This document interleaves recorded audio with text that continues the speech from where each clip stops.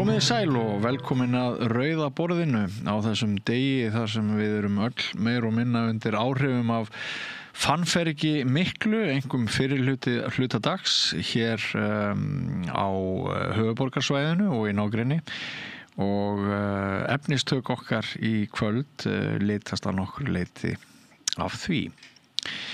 Við endum þáttinn í kvöld á pælingum bernskuna. Skúli Thoroddsen, lögfræðingur, segir Gunnari Smára frá bernsku og æskuminningum sínum sem hann hefur sett á bók. Hún heitir Dorgað í djúpi hugans. Nú í ljósi þess að fjöldi bókara viðmælenda við Rauða borðið í kvöld komst ekki til okkar vegna ófærðar og snjóa, bjóðu við upp á viðtal sem frumsýnt var í fyrra. Þetta spjall við Gunnhildi Fríðu Hallgrímsdóttur sem þá var í námi í Harvard í hagfræði og hefur síðan útskrifast. Ef ég man rétt, útilokar Gunnhildur ekki að íslensk efnahagsstjórn kunna hafa verið eins og versta í heimi. Loftsteinn á leið til jarðar? Sævar Helgi Bragason eða Stjörnusævar eins og hann kallaður kemur til Maríu Lilju og svarar hvort við þurfum að óttast að verða loftstein eða bráð á næstu árum. Það væri nú eitthvað ofan á allt hitt. En það er mikið farið fyrir fregnum og upplýsingum af Atlas 3i held ég hann heiti, þessi loftsteinn, og ekki alltaf víst hvaða upplýsingum ber að trúa. Þau ræða einnig vísinda áhuga barna, sólmyrkva og almennt aðgerðaleysi stjórnvalda þegar kemur að þessu tvennu. Og sem fyrr segir, þarf ekki að fara í grafgötur það hvaða fyrirbæri hefur stólið senunni og deginum hér sunnan heiða. Það fannfergið. María Lilja skellti sér í kraftgallan og óð út í skaflana til að taka púlsinn á borgarbúum sem sannarlega voru misvel undirbúnir fyrir snjóin eins og fréttir hafa verið fluttar af í dag. En við hefjum dagskrána í kvöld á viðbrögðum við frétt sem Ríkisútvarpið flutti okkur í gær ríkislögreglustjóra. Jódís Skúladóttir, fyrrum þingkona, segir það mál sem fjallað hefur verið vekja margar spurningar og kalla á rannsókn innan lögreglunar. Hún nefnir til fleiri hneyksli. Hún ræðir einnig löskuð heilbrigðiskerfi sem fólk boðið upp á, segir að mennsku og þjónustu hafi hrakað og ber saman íslenskan heilbrigðismála veruleika við Norðurlöndin. En það styttist í það að við hefjum hér leik, rétt að minna aðeins á það að ef ykkur líkar við efni samstöðurinnar þá þið okkur og þar á meðal og einnig ykkur akkur í því ef við myndum deila efni frá okkur, það að segja efni sem ykkur líkar við, ef ykkur líkar við efni samstöðurinnar. Þið hafið YouTube og Facebook og fleiri miðla til þess með meiri sýnileika, eykst afl okkar og þróttur en mestu munar fjárhagsstuðning ykkar og mörg ykkar hafi nú þegar farið inn á vefslóðanasamstöðin.is og haka þar við hnappinn áskrift gegn mjög hóflegu gjaldi aðeins 2.750 krónum. Getið þið styrkt samstöðina á mánuði og það munar öllu fyrir okkur framhald okkar. En þátturinn byrjar eftir andartak á ansi beittu spjalli við Jódísi Skúladóttur, þótt ég segi sjálfur frá, en fyrst örlítil skilaboð. Öflugur og ódýr auglýsingamiðill 40.000 manns sjá eða heyra þætti samstöðvarinnar í hverri viku. Ef þú vilt auglýsa, sendu póst á samstöðin@samstöðin.is. Húnavellir gistihús, gisting og tjaldstæði á góðu verði, morgunmatur og kvöldmatur, sundlaug, heitur pottur og íþróttasalur. Tjaldstæðagestir hafa aðgangað öllu sem tilheyrir gistihúsi.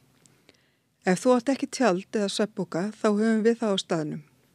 Upplýsingar í símum 848 7012 og 861 2319. Tölvupóstur húnavellir@húnavellir.is. Allir þættir samstæðuverinnar eru á YouTube. Við lifum á tímum þegar þörfin fyrir opna og gagnrýna umræðu brýnni en nokkru sinni fyrr.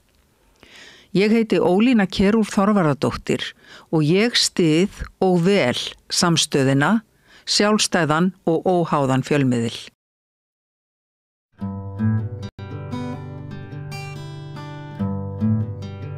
Já, við ætlum að ræða mál ríkislögreglustjóra. Það hefur svo sem nokkuð verið fjallað viðbragð Sigríðar Bjarkar Guðjónsdóttur að fastráða manneskjuna sem mikill hávaði út af að hafi kostað íslenska ríkið 190 milljónir í 2 embættum Sigríðar Bjarkar. Maður velti fyrir sér meðal annars þeim sem útdeila fjármunum til stofnana, hvort þeim finnst svona peningum vel varið. Og svo eru alltaf áleitnar spurningar heilbrigðiskerfið okkar sem við þurfum reglulega að ræða. Og ég ætla svona að reyna að slá 2 flugur í einu höggi með því að fá hér að rauðaborðinu fyrrverandi þingkonu sem getur kannski talað frjálsari en ella í ljósi þess. Vertu velkomin, Jódís Skúladóttir. Takk, kærlega. Við skulum byrja á henni Sigríði Björk. Þú hefur fylgst með þessu máli, ekki satt? Jú, bara í gegnum fjölmiðla, núna síðan í gær bara. Já. Og auðvitað slá þessar fréttir okkur öll held ég. Við erum að tala háar fjárhæðir, við erum að tala sérkennilega þjónustu á köflum. Við erum að tala einhvers konar óráðsíu, held ég að hljóti að vera. Við erum að tala að það ekki farið í útboð og það eru ótrúlega mörg rauð flögg sem að blakta í kringu þetta mál. Og ég held að við séum nú flest sammála það og ég sé að dómsmálaráðherra hefur tjáð sig og ætlar að fara ofan í saumana á þessu. Já. En jú, þetta sló mig verulega og ekki síst vegna þess að ég hef auðvitað unnið talsvert mikið sem fyrrverandi þingmaður, hvar ég sat í fjárlaganefnd, ég sat í allsherjar- og menntamálanefnd og ýmsum störfum sinnt ég sem að lúta að lögreglunni. Þannig að þessi uppákoma svo sannarlega ekki til að auka traustið. Við vitum vel að lögreglan hefur verið og því stundum lýst sem algjörlega fjársvelt. Við vitum að staða lögreglunar á landsbyggðinni hefur verið gríðarlega þung og ég hef setið ótal fundi þar sem við erum að fara yfir þessi mál og fá svona upplýsingar slíka fjármuni í einhverja einkennilega þjónustu og ráðgjöf.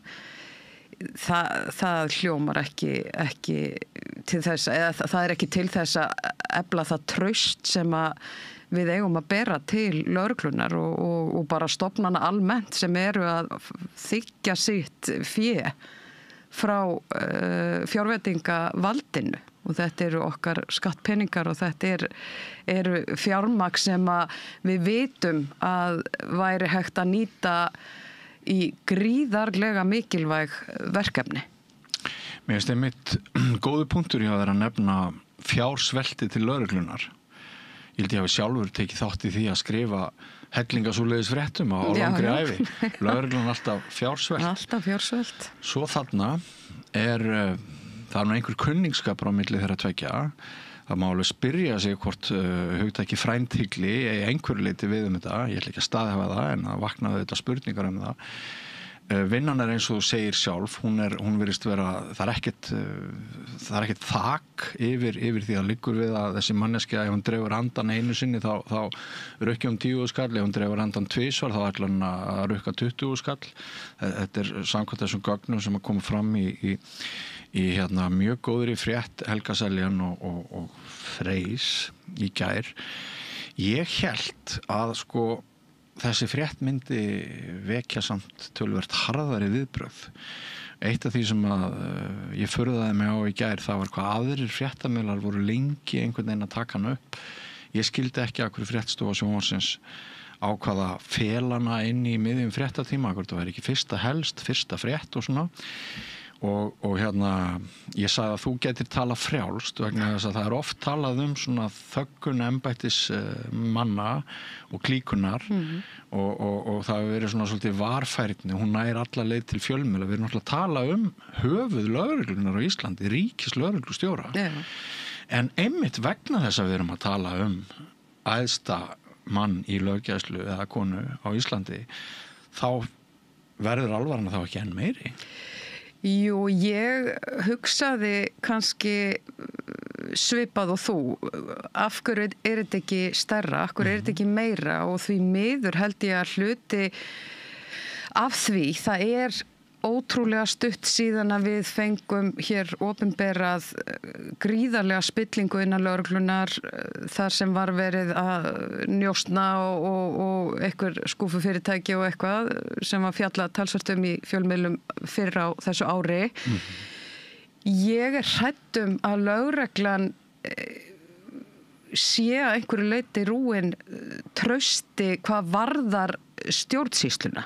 Kannski komið tíma og sérstakar rannsókn bara á háttum lögreglu?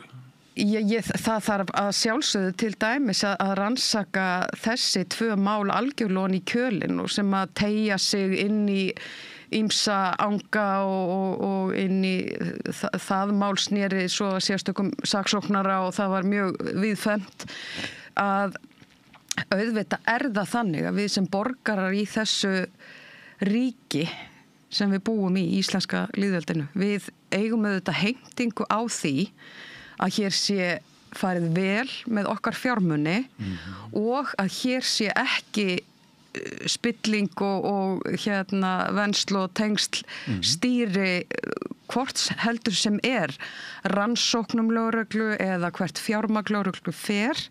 Þetta eru gríðarlega alvarleg mál og ég vil alveg gera skörp skil á milli. Hvað þýðir traust til lögreglu?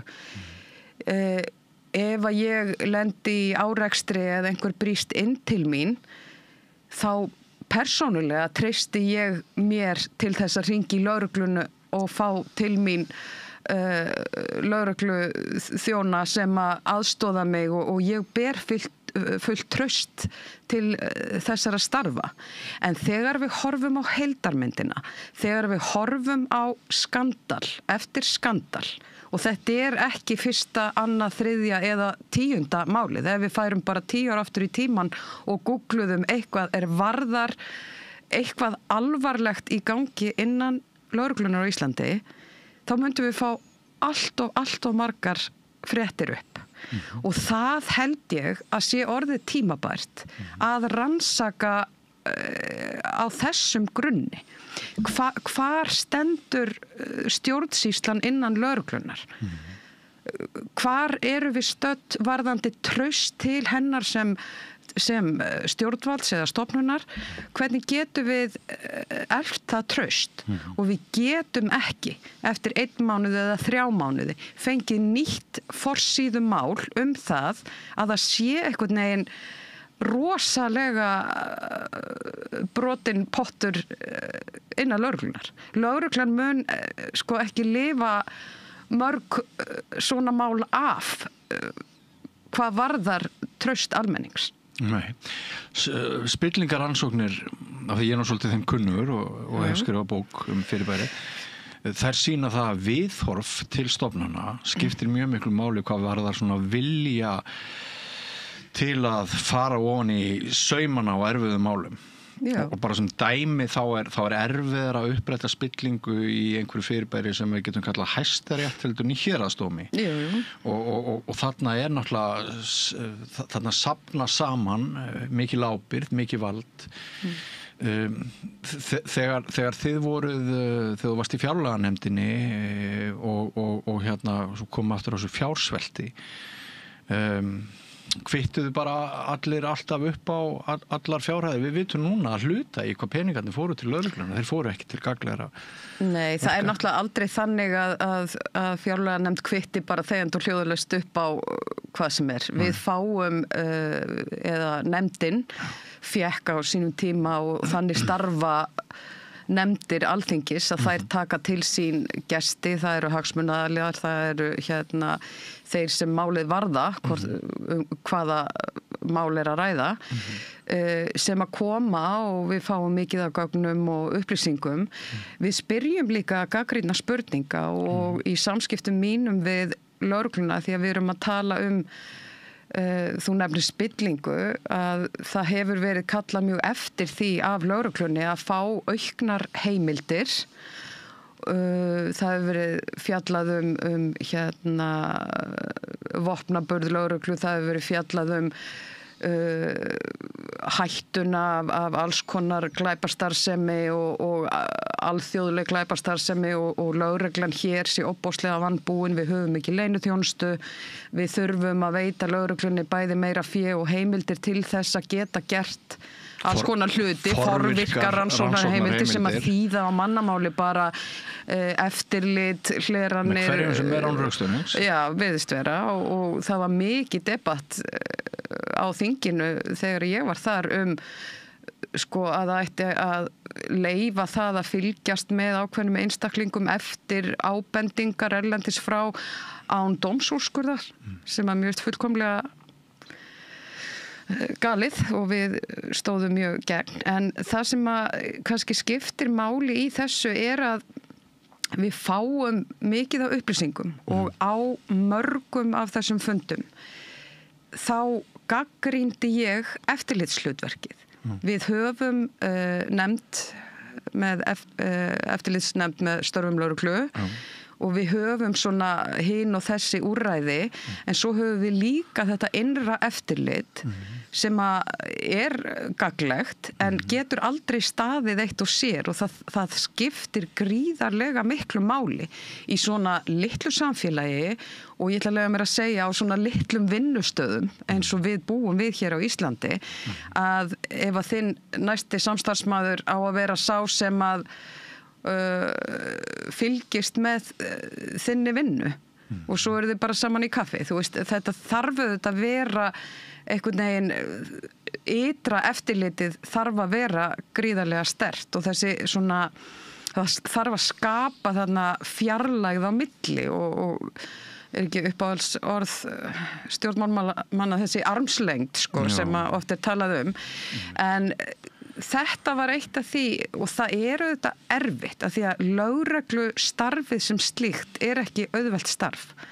Okkur vantar fleiri lögreglumenn og konur, okkur vantar að efla lögregluna. Það eru aðrar og nýjar áskoranir í þeirra störfum. Þetta er gríðarlega krefjandi, þetta er ekki vel launa, það er margt sem að hægt væri að gera fyrir lögregluna og ég held að við séum sem samfélag sammála það, að við viljum að lögreglan geti starfað og unnið í okkar þágu af heilindum.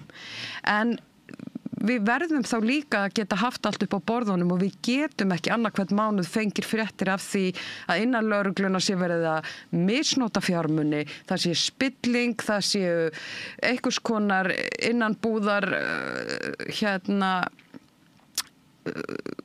dæmi í gangi sem að hefur einhvern veginn farið út fyrir þau velsæmismörk sem við sem samfélag höfum sett okkur. Þannig að þar held ég að við verðum núna að fara að líta dálítið alvarlegum augum á stöðuna og ríkislögreglustjóri, ég held að hennar staða er óbáslega veik núna eftir þetta mál og ég hef séð því kastað fram í fjölmiðlum að það er kallað eftir afsögn og annað en við verðum að horfa einhvern veginn stærra á myndina og við eigum nú eftir að fara inn á önnur málefni á eftir en það er alltaf þetta sama, við megum ekki festast í sko persónum og leikandum hverju sinni, fókusa, það bara þetta mál, það eitthvað kerfislega að þegar að það getur aftur og aftur og aftur komið upp eitthvað sem að við getum ekki samþykkt, sem að eins og þarna það sé ekki farið í útboð og annað, að það séu ekki góðir starfshættir í gangi, að þá verðum við einhvern veginn að hugsa upp á nýtt, segjum að hún myndi segja af sér, það kemur nýr einstaklingur og eftir ár erum við með eitthvað annað mál af borði lögreglu þar sem að allt fer í fjölmiðla og allt komið í eitthvað þrótt. Við getum ekki haldið áfram svona. Nei, sko af því að þú talar stöð hennar, ríkislögreglustjóra, sumum fannst hún nú ekki bregðast neitt við af sérstakri auðmýkt í gærkvöld, rétt eftir búið að sýna þennan þátt þegar hún fast ræður, eða ræður allavega, hvað sem að fastræðingu eða ekki, þá sumum finnst að það hefur verið að setja grátt og hana svart, að það skorti svolítið, það var ekki mikil auðmýkt í viðbröðum hennar eða embættisins, eða það var bara, nei, ok, ég lagaði þetta þá bara núna með að fastra þessa mannesku og eitthvað um það að segja? Ég hef nú sagt það við þetta rauðaborð áður að það nú það sem að hefur að mínu mati verið það sem að hefur verið skakt bæði í pólitíkinni, í stjórnsýslunni og víðar skortur á auðmýkt. Við sjáum stóra skelli, við sjáum valda fólk verður uppvíst að ótrúlegum gjörningum og við sjáum ofboðslega litla auðmýkt. Við sjáum meira af hroka, ég ekki að vísa sérstaklega til ríkislögreglustjóra, en það sá ég ekki, hef ekki séð viðtal við hana sjálfa, þannig að ég nú bara að tala meira almennt að við förum, og það þess svona sem ég að benda á þetta hvað varðar kerfislægan vanda sem að býður upp á spillingu, sem að býður upp á að við förum illa með peninga, sem að býður upp á svo vonda stjórnsýslu. Ef við höfum hannað þannig kerfi, hvort sem að það í sjávarútvegi, heilbrigðiskerfi, menntakerfi eða lögreglan, það aukaatriði. Ef að við erum búin að búa til okkar samfélag, kerfi okkar samfélags með þeim hætti að það sé alltaf einhvern veginn svo auðvelt að fjármunir, traust og samskipti og hvaða leki niður einhverja glöfur, þá grunnurinn auðvitað að breyta kúrs. Í góðu samfélagi virka kerfin. Þegar kerfinu virka ekki, uppkemur hnignun innan vinnustaða og eitthvað breytst í menningunni. Góð menning verður eitruð menning, fólk verður gráðugt, það lítur á peningaríkisins sem sína eigin og það fer að ganga lengra og lengra í því að bæði ráðstafa fyrir að geðþótta eða búa sér til einhverja bjargir innan vinnustaðarinn til þess að ná sér í pening. Þegar kerfi byrjar að bila, þá ætti að vera góðar eftirlitsstofnanir sem að kippa að loga einhver gul eða rauð ljós og það kemur einhver eftirlitsstofnun og segir, þetta ekki alveg í lagi. Þannig erum við að tala um mjög langt tímabil. Já. Og sama tíma erum við að tala það sem ég nánast kalla dauða blaðamennskunar.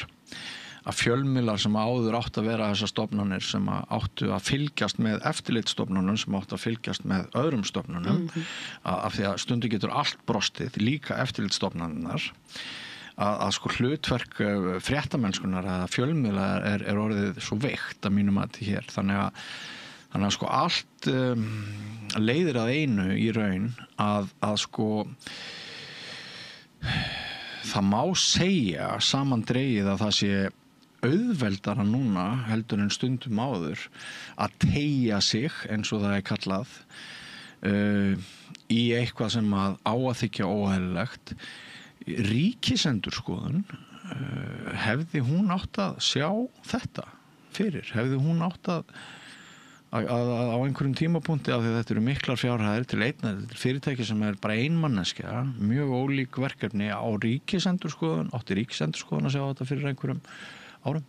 Já, sko ég tek alveg undir með þér að sko eftirlitskerfi þarf að vera mun sterkara. Við þurfum að geta, sko við sjáum sturlunina í því að við erum kannski með eitthvað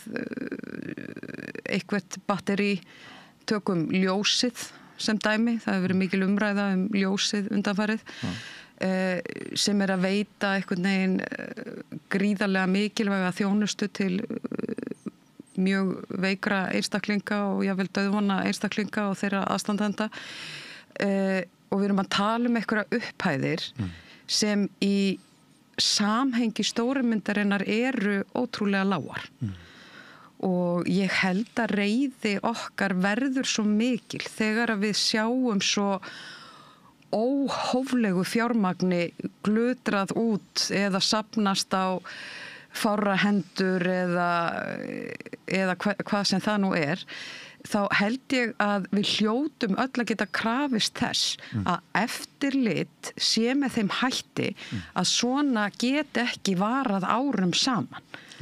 Einhver tíman, einhver staðar hefði átt að koma upp einhver spurning. Hjá ríkisendurskoðun? Já.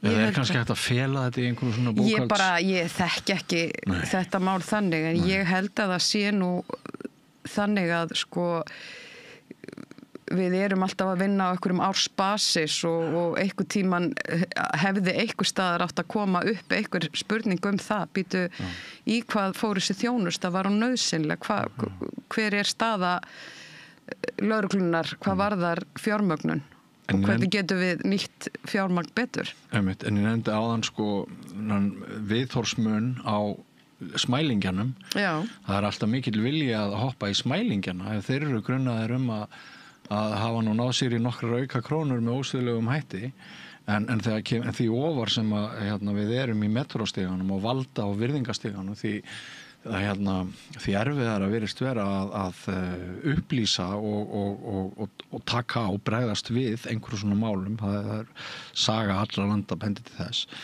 en það er líka ákveðin vandi viðhorf almennings til spillingar að ef það er ekki brúnt umslag fullt af peningaseðlum sem laumað undir þetta rauða borð. Ef ég væri með brúnt umslag og ég myndi borga þér fyrir að koma og einhver gæti haldið fram að við værum einhver brauð í tafli.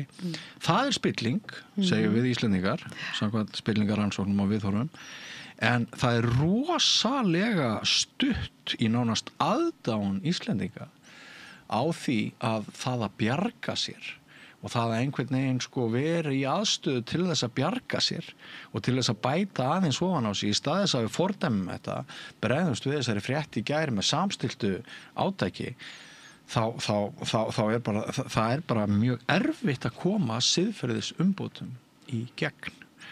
Já. Oft í þessu landi og það virðist sumpart vera sem að viðhorf til siðferðis og stjórnsýslu sé annað hér en á Norðurlöndunum þar sem að fólk segir af sér fyrir að borga barnapíu svart 500 kall. Já, og við virðumst hafa að því hún nefnir veika fjölmiðla, ég tek heils hugar undir og rannsóknarblaðamennska á Íslandi á í fyrsta lagi undir mikið högg að sækja og við höfum séð bara gríðarlegar Já, og líka bara aðfarir að blaðamönnum sem að hafa farið út í það að rannsaka stórvaxana Við hömpum oft bóunum en púum á þá sem er að móast við. Já. En ég held að við verðum líka að horfa svolítið í augu við það að meðan að blaðamannastéttin eða sem sagt fjölmiðlar eru það veikir og meðan að við höfum líka og það er auðvitað bara yfirlýst að við höfum nokkra fjölmiðla, þeir eru tengdir inn í ákveðna stjórnmálakræðsu og það bara það sem allir vita. Þetta polariseruð fjölmiðlun. Alveg opbáslega polariseruð og og til dæmis af hverju þetta stóra mál ríkislögreglu stjóra þriðja frétt á RÚV? Var mál Ásthildar Lóu stærra mál og samfélagslegra mikilvægara heldur en, hvað sagðirðu, 190 milljónir. Já. 190 milljónir. Já, og þú ert að senda þjóðin ákveðin skilaboð með því hvar þú raðar upp þessu máli. Nákvæmlega. Ef þetta alvarlegasta fréttin sem Ríkisútvarpið flytur í kvöld sjónvarpsfréttatímanum í gærkvöld, þá máli númer 1. Já. Og það svona ýmislegt sem að en ég ætlaði nú ekki að halda þér að lengur við þetta, við gætum spjallað þetta klukkutími saman. Já, við gætum alveg gert það, en mér langar bara að segja að lokum að því að mér finnst svo mikilvægt og það það sem að svona situr í mér og ég held að það hljóti að vera með landsmönnum flestum að við sem að þekkjum aðstæður lögreglumanna sem að vinna erfiðustu vaktirnar sem eru einir á gríðarlega víðfeðmu landsvæði, sko það kveiknar í húsi á Akureyri og svo gerist eitthvað annar staðar og þú veist, og lögreglan undirmönnuð og stytting vinnuveikunar og bara allt kemur saman, að við erum með þreytt fólk, illa launað og við vorum að því í fjárlaganefnd að reyna að kroppa inn krónur til að reyna að styðja við og auka vinnu umhverfi þessa fólks.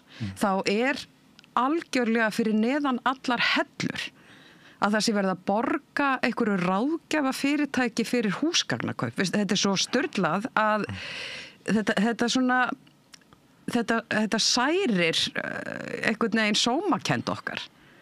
Tökum það. Heyrðu, við skulum þá fara yfir í það nú svo sem ekkert launungarmál að ég hafði samband við hana Jódís í gær út af öðru máli en þessu, þannig að við getum lítið á þetta sem bónus bara við efni sem ég ætlaði að ræða við og nú erum við þá komin að. Það þú sagðir opinberlega að þú postaðir á Facebook-veginn sögu þinni reynslu af heilbrigðiskerfinu, núna nýlegri reynslu og svona vangaveltum þínum í kjölfarið á þeirri reynslu. Geturðu labbað aðeins yfir þetta mál? Já, ég ætla nú ekkert að fara kannski eitthvað persónulegt í mína sjúkrasögu en ég Endur við ekkert að biðja það? Nei, ég bara að glíma við heilsubrest og hef verið ein af fjölmörgum Íslendingum sem hef dvalið á biðlistum eftir þjónustu mánuðum saman og svo loksins þegar að því var ég sendið einhverja rannsókn og ég mætti fastandi í rannsóknina en hún gat ekki farið fram því að einn læknirinn hafði sagt upp og annar var í leyfi og þriðji var staddur á annarri sjúkrastofnun og gat ekki sinnt öllum málum ein og þetta kom bara eitthvað svo sterkt til mín þar sem ég satt niður á Borgarspítala og horfði á svona flagnaðamálingu og lélega stóla og útbrunnið starfsfólk á hvaða stað við erum og ég fór bara einhvern veginn að hugleiða stöðuna og hvaða sem að ég persónulega ósátt við í okkar forgangsröðum þegar kemur að heilbrigðiskerfinu og bara almennt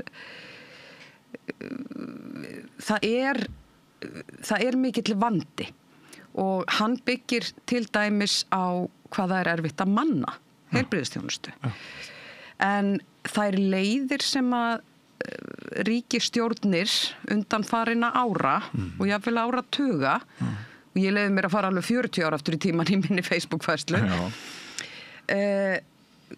Það sem við höfum verið að gera hér ómarkvisst, það óheppilegt og það hefur ekki skapað öruggari og betri þjónustu fyrir sjúklinga. Og það slegin upp ákveðinni glansmynd það að einkareksturinn kom einhvern veginn inn á hvítum hesti og bjargaði ekki öllum málum. Já, þar sé allt skilvirkara, fallara fólk líka mann við að segja fínni húsgögn og... Já, ægilega smart allt saman og bara biðlistunum verður eitt. Já. Og ég ætla ekki að gera lítið úr því að manneskja sem hefur gengið skökk og verkuð árum saman kemst loksins í mjaðmaskiptin sína því að einhver engastofa getur boðið henni þar framfyrir einhverja röð. Auðvitað þykkur fólk það sem sjúkt. En við höfum hort á stjórnvald undanfarinna ára tala mikið norræna velferð, norrænt kerfi. Við eigum að elta þau, við eigum að horfa til Norðurlandana og við höfum notað þau rök í útlendingamálum og í alls konar málum. Þegar Ísland alveg sér á báti þegar það kemur að einkarekstri í heilbrigðisþjónustu og þar enginn að segja neitt. Einkarekstur svo sannarlega til staðar Noregi, Svíþjóð, Danmörku en þar kerfið allt öðruvísi. Þar það skýra reglur. Það ekki hægt að vera með tvöfalt kerfi. Þú getur ekki bæði verið spítalastarfsmaður og vísað sjúklingnum þínum út af opinbera spítalanum í aðgerð á þinni prívatstofu og há því hvort að sjúklingurinn þurfa aðgerðin eða ekki. Hér erum við með veikt eftirlit, við erum með ósamræmt skipulag á hlutunum og við ólíkt Norðurlöndunum. Þar einkareksturinn tekinn inn til þess að jafna stöðuna, stytta biðlistana og búa til heildstætt samræmt kerfi opinbera og einkaaðila sjúklingunum eða notendunum til bóta. Á Íslandi það ekki þjónustu þörfin sem að ýtir undir einkareksturinn. Það arðsemiskrafan. Og þar skilur á milli norrænnar velferðar og íslensk heilbrigðiskerfis. Og þú talar í færslunni hnignun, þjónustu og mennsku. Já, ég geri það af því að við erum líka, og ég held ég koma alltaf inn á þetta þegar ég kem á rauðaborðið, að við búum í borgríki á Íslandi. Við búum í borgríkinu Reykjavík og allar hugsanir, allt skipulag, allt yfirbygging alls tekin út frá því hvernig hagkvæmast, fljótlegast, þægilegast og best fyrir samfélagið milli hvítanna tveggja að hafa það. Já. Og þetta gengur ekki upp í landi sem með byggð á öllu Íslandi. Það þarf enginn að halda því fram að það sé til dæmis í Norður Noregi eða Finnlandi að það sé rosa mikið af fólki allstaðar þarna nyrst og eitthvað. Þau eru líka að glíma við áskoranir sem snúa að fámennari byggðum, erfiðari samgöngum, dýrara að veita þjónustu, en þar unnið út frá því að það eigi að vera jafnræði íbúa. Það á ekki að skipta máli hvort þú ert að fæða barn, hvort þú búir á Egilsstöðum, Ísafirði eða Reykjavík. Það á ekki að skipta máli ef það springur í þig botnlanginn, hvort þú býrð hér eða þar. Við getum ekki haldið upp í stórum háskólasjúkrahúsum í hverjum landshluta. Það vita allir. En það sem að Norðurlöndin gera, þau hafa til dæmis meira vald hjá hverju svæði. Til dæmis ætti sjúkrahúsið á Akureyri að hafa miklu meira vald yfir sínum fjármunum, sínum ákvörðunum. Sjúkrahúsið á Akureyri ríkis spítali, hann vara sjúkrahúsið. Allar ákvarðanir, allt fjármagn, þetta snýst alltaf allt Landspítalan og kerfið sett þannig upp að Landspítalinn á að vera alfa og omega alls og taka við öllu, en á sama tíma hvorki fjármagn í starfsfólk til að gera það. En ef við horfum til Norðurlandana, að þá erum við með svona stórar stöðvar. Það þyrfti að vera sjúkrahús með miklu meira, við erum alltof það alltof mikil miðstýring hér. Það gengur ekki upp að á tímabilum það raunverulega þannig, Björn, að kona hefur ekki val þegar hún missir legvatnið og fæðingi fer á stað, að þá eru tímar í okkar dagatali þar sem engin fæðingarþjónusta frá Selfossi á Akureyri. Og árið 2025. Og þetta eru bara ákvarðanir. Það fæddust börn á heilsugæslum, það var lítil fæðingadeild, það voru í hverjum kjarna var einhver stór spítali með skurðstofu, svæfingalækni, alvarleg veikindi, langtímaveikindi, stórar aðgerðir, slys. Að sjálfsögðu Landsspítalinn spítali okkar allra landsmanna. En það að senda dauðveikt fólk til allra meðferða, suður til Reykjavíkur, í öllum veðrum, með handónýtar innanlandssamgöngur, það óbáðlegt. Og þetta einn mesti ójöfnuður á Íslandi, þessi munur á allri þjónustu og þó fyrst og fremst heilbrigðisþjónustu, milli landsbyggðar og höfuðborgar. En varðandi þennan einkarekstur, þá ætlum ég bara að ítreka það að við gætum hér verið með einkarekstur að einhverju leyti til þess að styðja við þið opinbera heilbrigðiskerfi. En við erum það ekki. Við erum með arðsemiskröfur ráðandi, við erum með veikt eftirlit, við erum með lélegt regluverk þegar við berum það saman við Norðurlöndin sem að býður upp á, númer 1, tvöfalt kerfi þar sem að ríkir geta komist í þjónustu og fátækir bíða og hins vegar það að þetta býður upp á gríðarlega spillingu. Já. Þar sem að heilbrigðisstarfsmaður vinnur hjá hinu opinbera og vísar sjúklingnum á sína einkastofu til meðferðar og rukkar fyrir það. Það ósamræmt líka greiðslukerfið. Já, og kemur jafnvel í veg fyrir það að við fáum fleiri lækna til landsins, að sumir eru í bara tvöfaldri vinnu, í tvöföldu kerfi og eru með bjargir til þess að afla alveg gríðarlegra fjármuna og með því að þetta kerfi eins og það þá koma þeir í veg fyrir það að við fáum kannski fleiri og fjölbreyttari lækni hingað til lands. Tótt ég sé nú ekki að halda þið fram að læknavísindin sé ekki ágætum stað hér. Mér finnst mikilvægt að við horfum til þess og ég ætla að fá að taka það hérna fram að við eigum afburða gott heilbrigðisstarfsfólk á Íslandi og mikið af þessu fólki útbrunnið.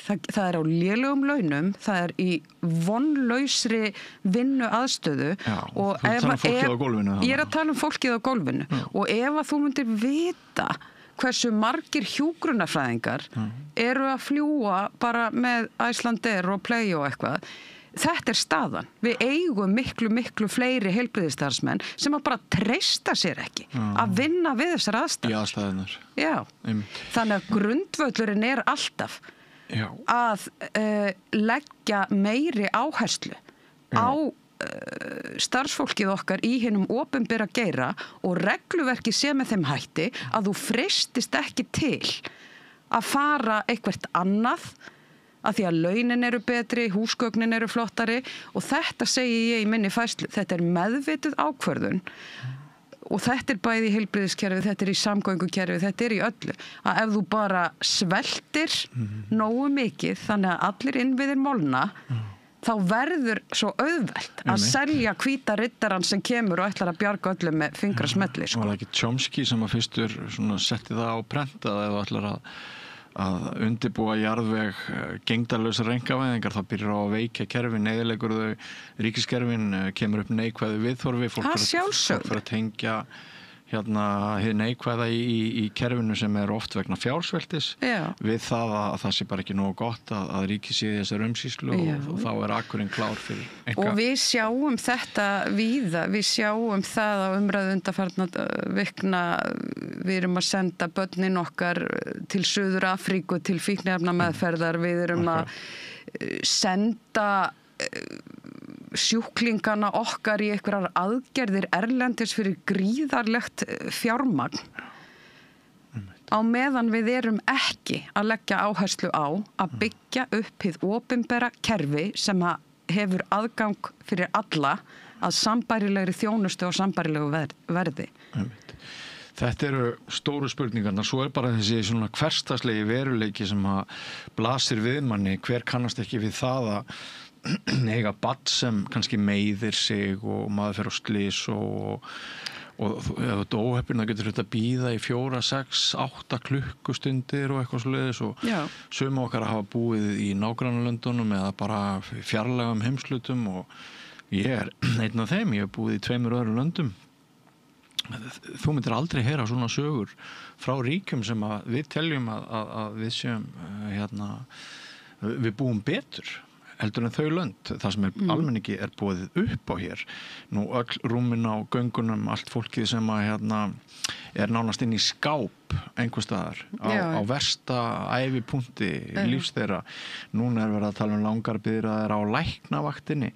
Þar eru veikindi starfsfólks, kannski það útbrunnið, ég veit það ekki. Og svo bara mikil veikindi í samfélaginu þarna úti sem að leiða til þess að það aukna ásókn í þjónustu. Já, og svo þetta býtur líka allt í skottið á sér. Já. Ég heyrði það frá heilbrigðisstarfsmanni sem að þekkir mjög vel til að stærstur hluti þeirra sem að leitar á bráðamóttökuna sem yfirfull og löng bið og fólk á göngunum fólk með andlega vanlíðan. Fólk í miklum kvíða, fólk í sjálfsvíkshættu, fólk með ofboðslega mikla vanlíðan og einmannakennd. Af hverju þetta fólk að bíða í 6 tíma á bráðamóttöku? Þannig að handleggsbrotin hjólreiðastrákur kemst ekki í myndatöku. Geðheilbrigðismálin þar eru geðheilbrigðismálin. Bara sérstakt mál. Algjörlega. Já. Og ég held að það hafi verið mjög mikilvægt skref þegar við fórum að tengja heilsugæsluna sem fyrsta snertiflöt og að setja sálfræðinga þangað inn, en við þurfum bara að gera svo miklu, miklu betur. Ég veist hvað mér dettur í hug núna. Við vorum að tala fjársvelti lögreglunar áðan og sjá hvernig fjármunum varið. Og við erum alltaf að tala fjársvelti heilbrigðisþjónustunnar. En hvernig fjármunum varið? Þeir kannski bara gæjar alveg hendi tugir þeir að taka 20-30 milljónur á mánuði út af meðal annars þessu tvöfalda kerfi? Ég get ekki sagt neitt það, en við erum alltaf með fókuspunktin bara á bráðamóttökunni og við erum bara með fókuspunktin eitthvað staðar svolítið út á túnni, en það nákvæmlega þetta sem ég ítreka varðandi samanburði við Norðurlöndin, að þú getur ekki á Norðurlöndunum stundast líka, og ég ætla bara að leyfa mér að segja svívirðilega starfsemi, að bæði senda fólk í meðferðir og aðgerðir sem alveg jafnvel óljóst að það þurfi nauðsynlega á að halda og þetta í alls konar, hvort sem það eru eyrnaveik börn eða mjaðmaskipti eða sjúklingar með áfengisvanda sem eru lögð inn í sjúkrahúsdvöl á sjúkrahúsinu Vogi en ættu að eiga þar ekkert erindi. Ættu að vera í göngudeilda meðferð, skiljiði. Við erum bara að horfa til þess að kerfið okkar, samningar okkar og bara yfir kerfið yfir þetta algjörlega í mólum hér ef við berum það saman við Norðurlöndin. Og þetta nákvæmlega sem við erum að tala líka hjá lögreglunni. Við búum til aðstæður þar sem að fólk freistast til að ná sér í meiri pening. Það eru glufur í kerfinu þar sem að fjármunir leka út að þess að neitt taka eftir því.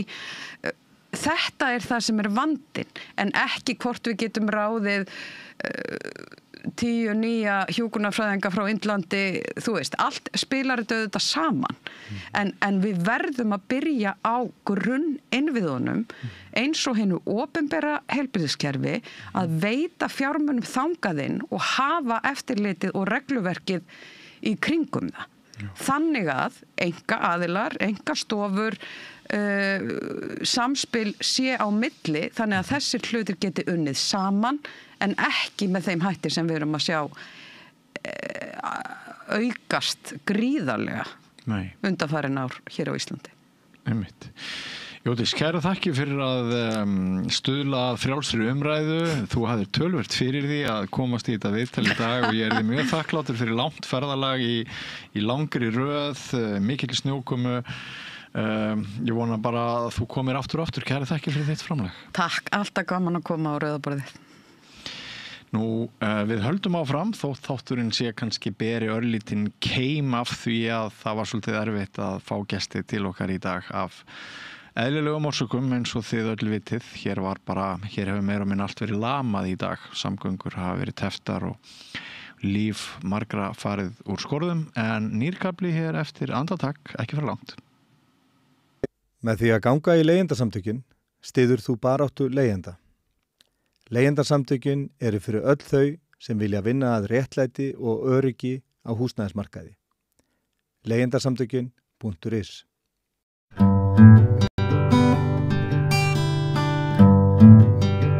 Ertu til í að segja mér kannski bara svona í örstutt að vinna í Kveikiási? Já. Hvernig gengur hjá þér í dag hérna? Ég sé að þú ert að moka út bílinn.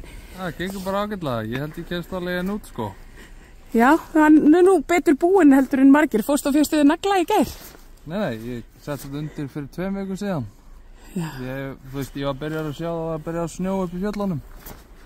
Já, þú varst bara farin að undirbúa þig fyrr. Já, undirbúa sig fyrir vetur, alltaf gott að undirbúa sig fyrir veturinn. Já. Ég er búinn að draga örugglega 3 manneskjur í dag. Ég er með kaðalafturi og allt. Já, manstu eftir öðrum með snjó? Það er örugglega svolítið síðan, kannski svona 5 árum síðan, minni mig. Þetta er örugglega 60 cm snjór. Þegar ég segi að þú ert nú ansi vel búinn. Þetta er svona vinnufötin kannski bara. Þetta eru vinnufötin en þetta mæri ég alltaf með að vera með legghlífar. Það fer ekki snjór í skórnekar og maður verður ekki kalt. Já. Gott að vera í hlýri peysu, úlpu og alles. Ég sé að þú ert líka vel búinn út í galla. Já, og ég er í kraftgalanum, gammaldags kraftgala. Hann klikkar ekki? Það klikkar ekki, sko. En finnst þér ekki bara dásalegt þá? Þetta er þetta bara, mér finnst þetta geggjað. Ég elska snjó. Já, ég er eiginlega sammálaður, mér finnst þetta mjög skemmtilegt. Já. Herðu, ég ætla ekki að fá kannski bara hjá þér fullt nafn. Herðu, ég heiti Steinar Berg Baldursson. Gaman að hitta þér, Steinar. Gangið vel. Góðan dag. Þú líka. Íslendingu finnst fátt skemmtilegra heldur en að tala veðrið. Það er svona það sem ég hef komist að í dag. Getur kannski byrja að fá fullt nafnið þér? Jónas Helgi Sölvason. Ertu búin að vera, hefur þetta mikil áhrif á þig þetta veður í dag? Þetta hafði engin áhrif á mig. Nei? Ég er bínuð í miðbæ og það var mjög þægilegt að keyra í vinnunni í morgun. Já, þú er ekki fyrst bílinn, fórstu og fékkstu þig nagla í gær? Nei, ég er á heilsustekkjum og það er bara, ég er á léttum bíl, þannig að ég bara flýg yfir snjóinn, sko. Já, en nú ertu út að arka, er það bara til heilsubótar eða? Ég er á leiðinni bara í Árásson að kaupa nýja slöngu fyrir uppátuvélina. Já, ok. Ég hugsa að það væri betra að gera það bara gangandi en á bíl. Já, það virðist vera svona svolítið traffík. Manstu eftir öðrum með snjó hérna á höfuðborgarsvæðinu? Ekki svo ég man eftir. Nei, þetta er búið að vera svolítið mikið. Ertu vel búinn og svona? Já, ég er í skónum og allt.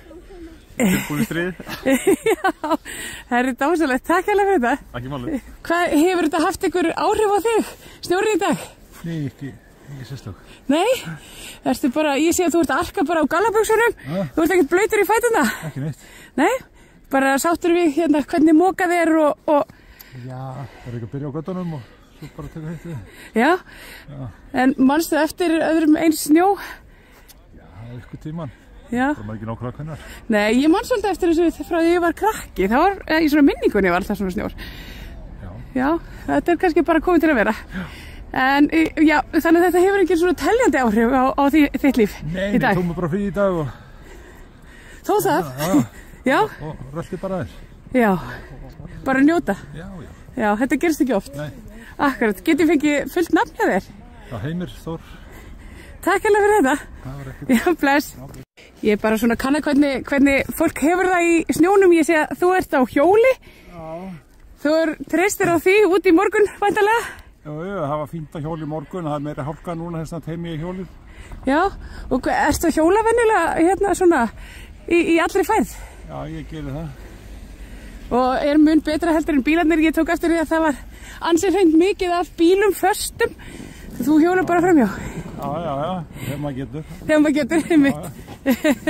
En hefur þetta veður haft mikil áhrif á þig og þitt lífi í dag?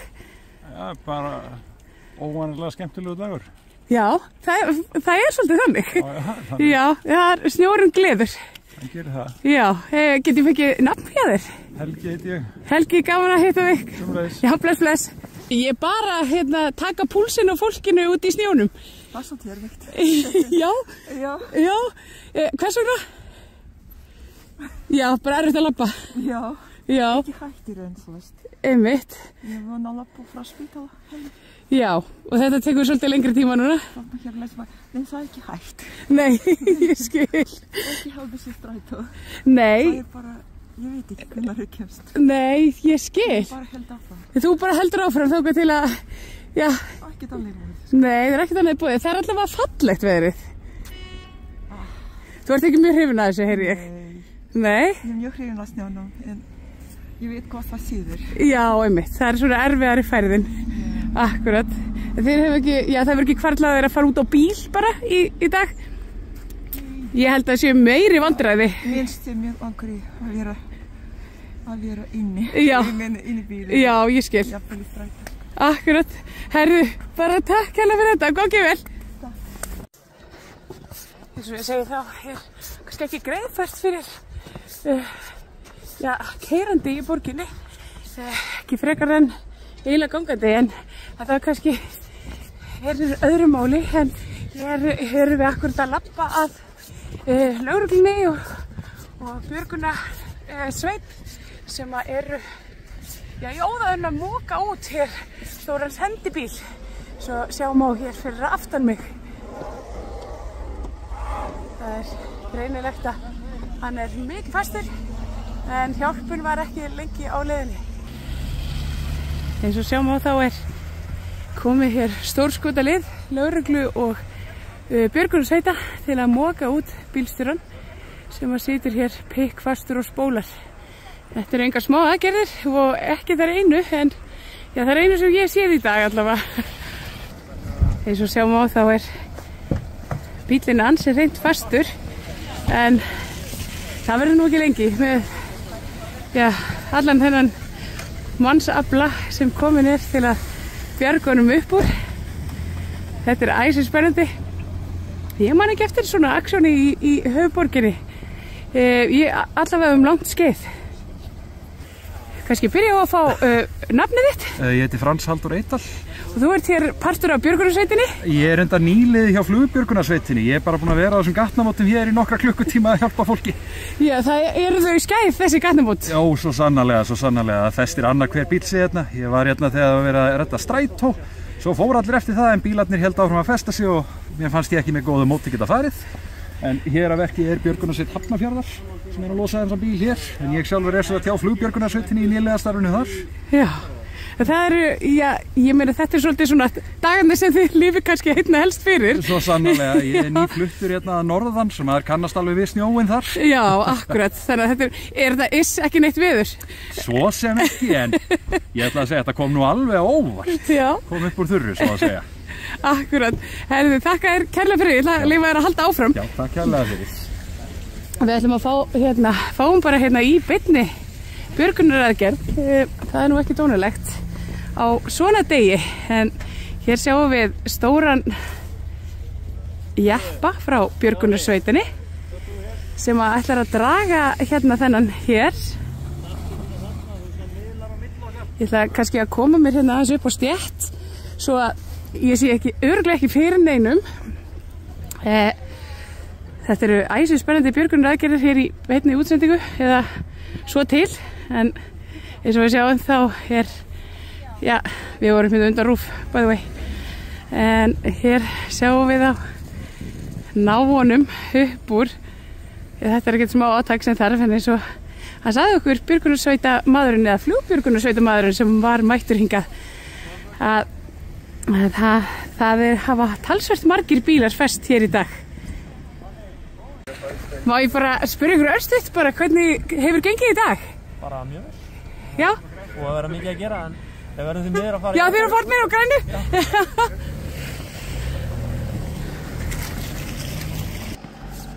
Það er ansi jólalegt hér að litast á Skúlagötunni sem er aðeins fallegri í dag heldur en hún var bara í gær. Hér eru stóra vinnuvélar að moka snjó og ég er ennþá á leið minni heim, búin að taka í það aðeins lengri tíma en venjulega, en það hefur margt orðið á vegi mínum. Það sem að ég hef tekið eftir svona sérstaklega og það hvernig svona, það verður svona, hvað ég var að segja, slett á ensku, svona sense of community þegar fólk einhvern veginn vaknar í svona snjóþungri borg og þegar það fer einhvern veginn bara svona út að hjálpa hvort öðru eða bara eitthvað svona brosatikk og svona á gangi. Það einhvern veginn, þegar við svona komumst í tæri við náttúruna og náttúrubarnið í okkur sjálfum, þá einhvern veginn verður allt betra. Það svona það sem ég búin að vera að huglega hér á leiðinni heim, þegar við hitt margt fólk og séð svona ýmislegt gerast hérna í snjónum, en allir eru glaðir. Það nefnilega alveg hreint magn. Já, ég hvernig, ertu búin að vera lengi að þessu? Nei. Hvernig dagurinn búin að vera hjá þér? Hefur hann verið eitthvað öðruvísi heldur en venjulega? Jú, ég færði bílinn úr stæði þarna megin, hingað yfir, fyrir það til að koma honum í hleðslu, en festist bara á leiðin úr stæðin. Og þú með hverju ertu að múka, ef ég má spyrja? Ég var bara að skafa ofan á bílnum með þessu. Já, ég skil. En hvernig, manstu eftir öðru eins snjófargi, svona síðust ár hérna í höfuborginni? Jú, það var það ekki svona að segja, það var held ég, februar 2018 eða var það 17 þegar var 57 cm á einum degi. Akkurat. Einni nóttu. Akkurat. En munin sá að það var á sunnudegi. Já, einmitt. Ég búin að sjá ansi marga hérna á leiðminni bæinn fasta í umferðinni. Hefurðu eitthvað hættir út í umferðina í dag? Nei, ég er bara búin að vera að stýra hvernig starfsmenn geta komist á milli staða. Já, akkurat. Þú fá kannski hjá þig nafn? Auður, takk fyrir gangið vel. Hjólreiða fólk lætur ekkert stoppa sig hér í dag. Það bara fulla ferð áfram. Ég er komin heim og þá ekki bara láta sig flakka.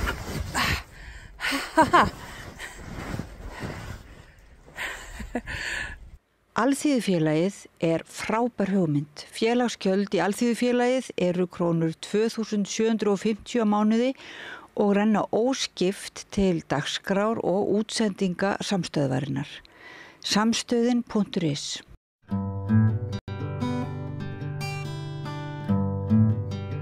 Já, komið sæl og blessuð og velkomin að Rauðaborðinu.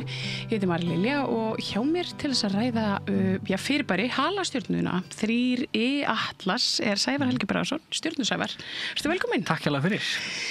Hvað er þetta fyrirbæri? Nú hef ég heyrt svona margar útgáfur að því. Þetta sé loft state, þetta sé geimfar, þetta sé við séum í bráðri hættu hérna á næstu árum og NASA sé að halda frá okkur upplýsingum og þar fram til göttunum. Þú kannast við það? Ég kannast við þetta, já.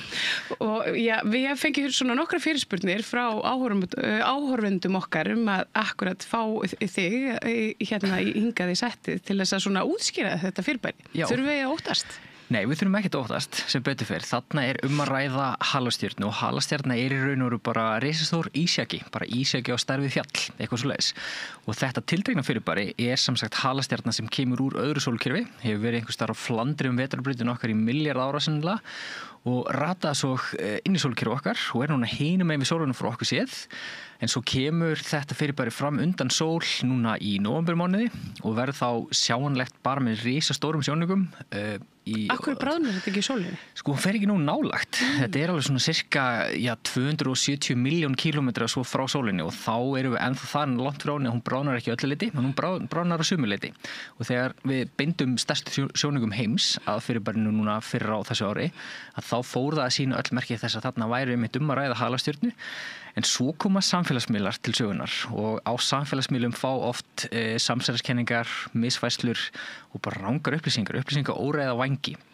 Sérstaklega ef hlutirnir eru stórlega ýktir og í þessu tilviki má eiginlega kenna einu manni sem er prófessor við Harvard-háskóla og þar á lendi með trúverðuleika. Sá heitir Avi Lööp og hann er cirka eini stjörnuvísindamaður heimsins sem er ekki alveg sannfærður að þarna sé að ræða halastjörnu og vill halda þeim möguleika opnum að þarna sé geimverur eða geimskip í einhvers konar könnunarleiðangri inn í sólkerfi okkar og hann kannski ekki á því að það sé verið að bara ráðast á okkur en eitt slíkt, heldur þarna séu forvitnar verur að senda búnað til að rannsaka okkur. Það er ónýtilega skemmtilegra. Það er miklu skemmtilegri hugmynd, ekki spurning, og svo hugmynd er alltaf tekin alvarlega til að byrja með því við finnum eitthvað. Það er sem sagt svona verkefni þar sem við erum að horfa til himins og skanna hann bara á nokkurra náttu fresti í leita halastjörnum og loftsteinum og smástjörnum og svona fyrirbærum sem að koma inn í sólkerfið okkar en gætu líka rekist á okkur einhvern tímann í framtíðin og bara því við viljum ekki að fara fyrir okkur eins og risaeðlunum. Þannig að það er ágætt að vakta heiminin og koma veg fyrir það. Þannig í þessum leitarverkefnum þá höfum við fundið þrjú fyrirbæri sem eiga rætur rekja úr öðru sólkerfi. Þess vegna heitir það 3 stendur fyrir Interstellar og Atlas nafnið á leitarverkefninu sjálfu. Og þessi 3 fyrirbæri sem komið inn í sólkerfi okkar, eitt þeirra var halastjarna eða 2 þeirra, núna halastjörnur, eitt Borisov og svo er smástjörnin sem kom hana líka í leitina sem heitir 1 Oumuamua eftir havaísku orði. Þannig að og á næstu árum þá máli búist því að við finnum miklu fleiri svona fyrirbæri því að nýverið á þessu ári var tekin í notkun sjónauki sem heitir Rubin sjónaukinn og hann skannar heiminin allan á 3 nátta fresti og þá verður til að vera gífurlegt gagnasafn sem að mun skila því að við munum finna miklu fleiri svona fyrirbæri á komandi árum. Hvers vegna heldurðu að, er þessi halastjarna, er hún eitthvað frábrugðin því sem við höfum áður séð það? Því að nú höfum maður séð það svona í þessum upplýsingum sem er verið að deila. Að hann sé dularfullur á einhverju leyti. Já, sko það, já og nei. Og núna er bara sýnur öll merki þess að vera frekar dæmigerð halastjarna. Það sem að menn hafa séð í henni sem er óvenjulegt magn af koldíoxíði og inniheldur sem sagt meira koldíoxíð heldur en svona flestar halastjörnur aðrar en svo vitum við halastjörnur okkar eigin sólkerfi sem sína svipumerki og þessi fyrirbæri þau má rekja til þess tíma þegar sólkerfi okkar var að vera til og þá var svona ákveðin snælína í sólkerfinu og þetta var svona svolítið eins og blandari bara það sem allt var hnoðað saman næst sólinu eru til þungu reikistjörnunar Merkúríus, Venus, Jörðin og Mars sem eru út á bergi og málmum en utar þá eru til gasrísar og ísnettir og slíkt og halastjörnur eru þaðan en svo hefur orðið blöndun í sögu sólkerfisins, þannig að við finnum merki blásýrugas, við finnum merki amínósýrur meira þess að þannig að það er mögulegt að halastjörnur hafi verið að sá fræjum lífsins á pláneturnar í innra sólkerfinu og allavega hér, vatni sem við erum að drekka hérna má að einhverju leyti rekja til halastjörna sem að ringdi yfir jörðina fljótlega eftir hún myndaðist þannig að út af fyrir sig það er rosalega merkileg fyrirbæri og þessi tiltekna halastjörna er alltaf mjög merkileg vegna þess að hún kemur öðru sólkerfi og ég veit að allt stjarnvísinda samfélagi dreymir að senda könnunarlegungur þangað til þess að rannsaka það og kenna okkur aðstæður í öðrum sólkerfum og svo framvegis en það er fyrst og fremst þessi mælingu koldíoxíð sem var svona óvenjuleg svo við fundum merki málma og það er ekkert óvenjulegt og merkjum stróka þegar sólin lýsir á halastjörnuna þá myndast svona eins konar goshverir á þeim þar sem bara gas stígur upp og það stefnir náttúrulega alltaf í átt að sólinni í bara átt það sem að verið að hita hann upp en svo bara hjúpur og hali og allt þetta sem við þekkjum. Hvað er þetta stórt? Þetta er svona, það er aðeins á reiki en það er svona í kringum 2, 3, 4, 5 kilometrar eitthvað svo leis. Þannig að þetta er svona, kannski starfið Öræfajökul eða eitthvað slíkt. Þannig að getum ímyndað okkur Öræfajökul að detta í kringum sólina og gufa pínlítið upp og svo sé sólum að blása efninu burt. Þannig að það er svona stærðin. Og getum við séð þetta ekkert tímann með berum augum? Nei, því miður þá er hún fyrsta lagi það lítill og það langt frá okkur þegar hún verður hver næst í jörðinni að það er engungu hægt að sjá hana þá með stórum sjónaugum þá myndum bara lítið út eins og lítill ljósstepill þannig að við erum aðalega að mynda svona stærstu sjónauga heims og geimsjónauga til þess að rannsakana og þá því miður kemur ljós að þetta er ekki geimskip ekki nema að feilubúningurinn sé þeimun betri sko. Það gæti alveg verið. Það gæti alveg verið, já, akkurat en svo líka er ágætt að hafa það í huga að það sem einmitt fær vangi á samfélagsmeilum er mjög oft annarkvort stórlega ýkt eða argasta bull, sérstaklega þegar kemur að stjarnvísindum til miður og svo náttúrulega sjáum við núna með tilkomu gervigreindar að upplýsingaóreiða bara eykst þannig ég ætla að vara fólk við að trúa öllu því sem það sér drift í svona mýmum, svona myndir og einhverjum stórfenglegum texta og spyrja bara, ég fæ mjög reglulega mitt fyrir spurnir eins og frá þér og þá er bara mér ljúft og skylt að reyna að svara því eins og eftir bestu getu og þá reyndar er maður stundum líka sagður vera hluti af samsarunu það kemur alveg fyrir en ég get lofa því að svo er ekki Þú ert ekki mikið í svona að þagga niður komur geimvera það er líka bara, sko, að því að það er svo margt stjarnvísindi fólk út allan heim sem dreymir að gera stærstu uppgötvun sögunar sem væri náttúrulega bara að finna líf einhvers staðar annars staðar í geimnum og ef þetta væri alvörinni geimskip þá fyrst alveg ekkert hægt að fela það af því það eru bæði stjarnvísindi fólk út allan heim með professional sjónauka og svo líka sæju stjörnuáhugamenn út allan heim öll þessi merki líka sem að kæmu frá þá þessi tiltekna fyrirbæri og þannig að þetta þyrfti að vera risa stórt samsæri ef svo ætti að vera og það enga líkur því að svo sé bara því miður að því að svo sagði ráðan þessi skýringin á geimskipi náttúrulega miklu skemmtilegri og ég bara vona það að dag einn þá verði það raunverulega skýringin því þá bara get ég dáið glaður yfir því að hafa fengið loksins svar við þeirri spurningu sem ég langar mest í hvort að líf leynist að nútið ekki. Já, ég held við séum svolítið flest þar en mér finn það svona kannski í kringum mig að það aðeins meiri áhugi á geimnum heldur en að var hérna kannski bara fyrir 10-15 árum. Ég held að þú sjálfur nú eitthvað þátt þar í og hérna en svona ég finnur mikinn áhuga? Bara ekki nokkuð spurning og líka náttúrulega með tilkomi samfélagsmiðla þá auðveldar að koma áhugaverðum hlutum á framfæri og fólk grípa þá svolítið á lofti og ég tek líka alltaf eftir því þegar ég deil einhverju sem tengist því sem fólk getur séð með eigin augum að það fær alltaf mikla athygli og mikinn áhuga hjá fólki að reyna að sjá það og ég reyna náttúrulega alltaf að íkja það ekki eins og oft gert á samfélagsmiðlum en jú, bara það líður alltaf svo dagur að ég fá ekki myndir sendar frá fólki sem sér eitthvað sem það kann ekki skýra á heimnunum eða að spyrja út í eitthvað sem er verið að dreifa þannig jú, ég verð alveg verulega varð við aukin áhuga þó að það bara frábært og ekki síst hjá krökkum oft þessi áhugi komin í gegnum eitthvað sem fólk krakkar sig á TikTok sem dæmi og þá aftur gott að vera skeptiskur og þær upplýsingar sem verið að dreifa þannig að ég held að sé bara gaman ég held ekki bara að það blundi í okkur öllum áhugi á heiminum í kringum okkur og eitthvað sem við getum séð og upplifað og við erum alltaf hluta náttúrunni þannig af hverju ættum við ekki að hafa áhuga á því sem er fyrir ofan okkur. Akkurat. En þú sjálfur, hvenær byrjaði þú að hafa svona áhuga á geimnum? Það verðist vera að ég sé bara með svolítið meðfættan áhuga á vísindum og alveg sjúklega forvitin krakki og örugglega pínu óþolandi stundum að spyrja bara af hverju er þetta svona og trúði sjaldnast svörunum sem ég fekk og það var mjög snemma sem ég áttaði mig á því að fullorðna fólki vissi ekki allt og það var mjög lærdómsríkt fyrir 4-5 ára gamlan dreng að læra það en svo bara einhvern veginn fannst mér himinin svo heillandi og jarðfræði eldfjöllin okkar og ég náttúrulega man eftir Heklugosinu 91 og á sama dag og Hekla byrjaði að gjósa þá var náttúrulega hófst stríðið í Írak og Hekla byrjaði að gjósa og það var einmitt frábært veður þennan morgun jóttast mjög sem 7 ára gamall drengur að labba í skólan að stríðið myndi brjótast út á Íslandi en fann einhverja ró í stjörnubjörtum himni og mér þetta svona ljós lifandi fyrir mér en svo því ég var svona cirka 8 ára þá leiti ég gegnum stjörnusjónauka á frænda mínum í fyrsta skipti og þá eftir það var bara einhvern veginn ekkert aftur snúið og svo gerist það svona hægt og rólega að bækurna sem ég heillast af voru bara vísindabækur svona og hafði meiri áhuga á þeim heldur en skáldskapnum sem var oft haldið að manni og núna í dag ég bara að reyna að gefa tilbaka með því að skrifa bækur fyrir krakka sérstaklega vísinda því það vantar það skortur á vísindabókum fyrir krakka á íslensku og bara þetta svona einhver köllun, hefur ekki bara orðað þannig Já. Er eitthvað að koma núna fyrir jólin frá þér? Já, það er bók sem kom út núna í lok ágúst sem að heitir Miklihvellur bara ræðist á stærstu spurningum mannsandans hvernig alveg nokkuð var til og svo bók er alltaf hugsuð sem svona heimalestrarbók fyrir krakka á aldrinum svona 8 til 12, 13, 14 ára eitthvað svoleiðis. Þær eru notaðar í skólum sem er frábært og þær hafa fengið býsna góða viðtökur af því að bókin sem kom í fyrra sem heitir því skemmtilega nafni Kúkur, piss og prump og hún fekk bæði tilnefningu til bókmenntaverðlaunanna og svo bara seldist hún upp þannig að ég er alltaf ánægður að krakkarnir hafa áhuga að lesa það sem að ég hefði sjálfur nánast drepi fyrir að lesa því ég var lítill.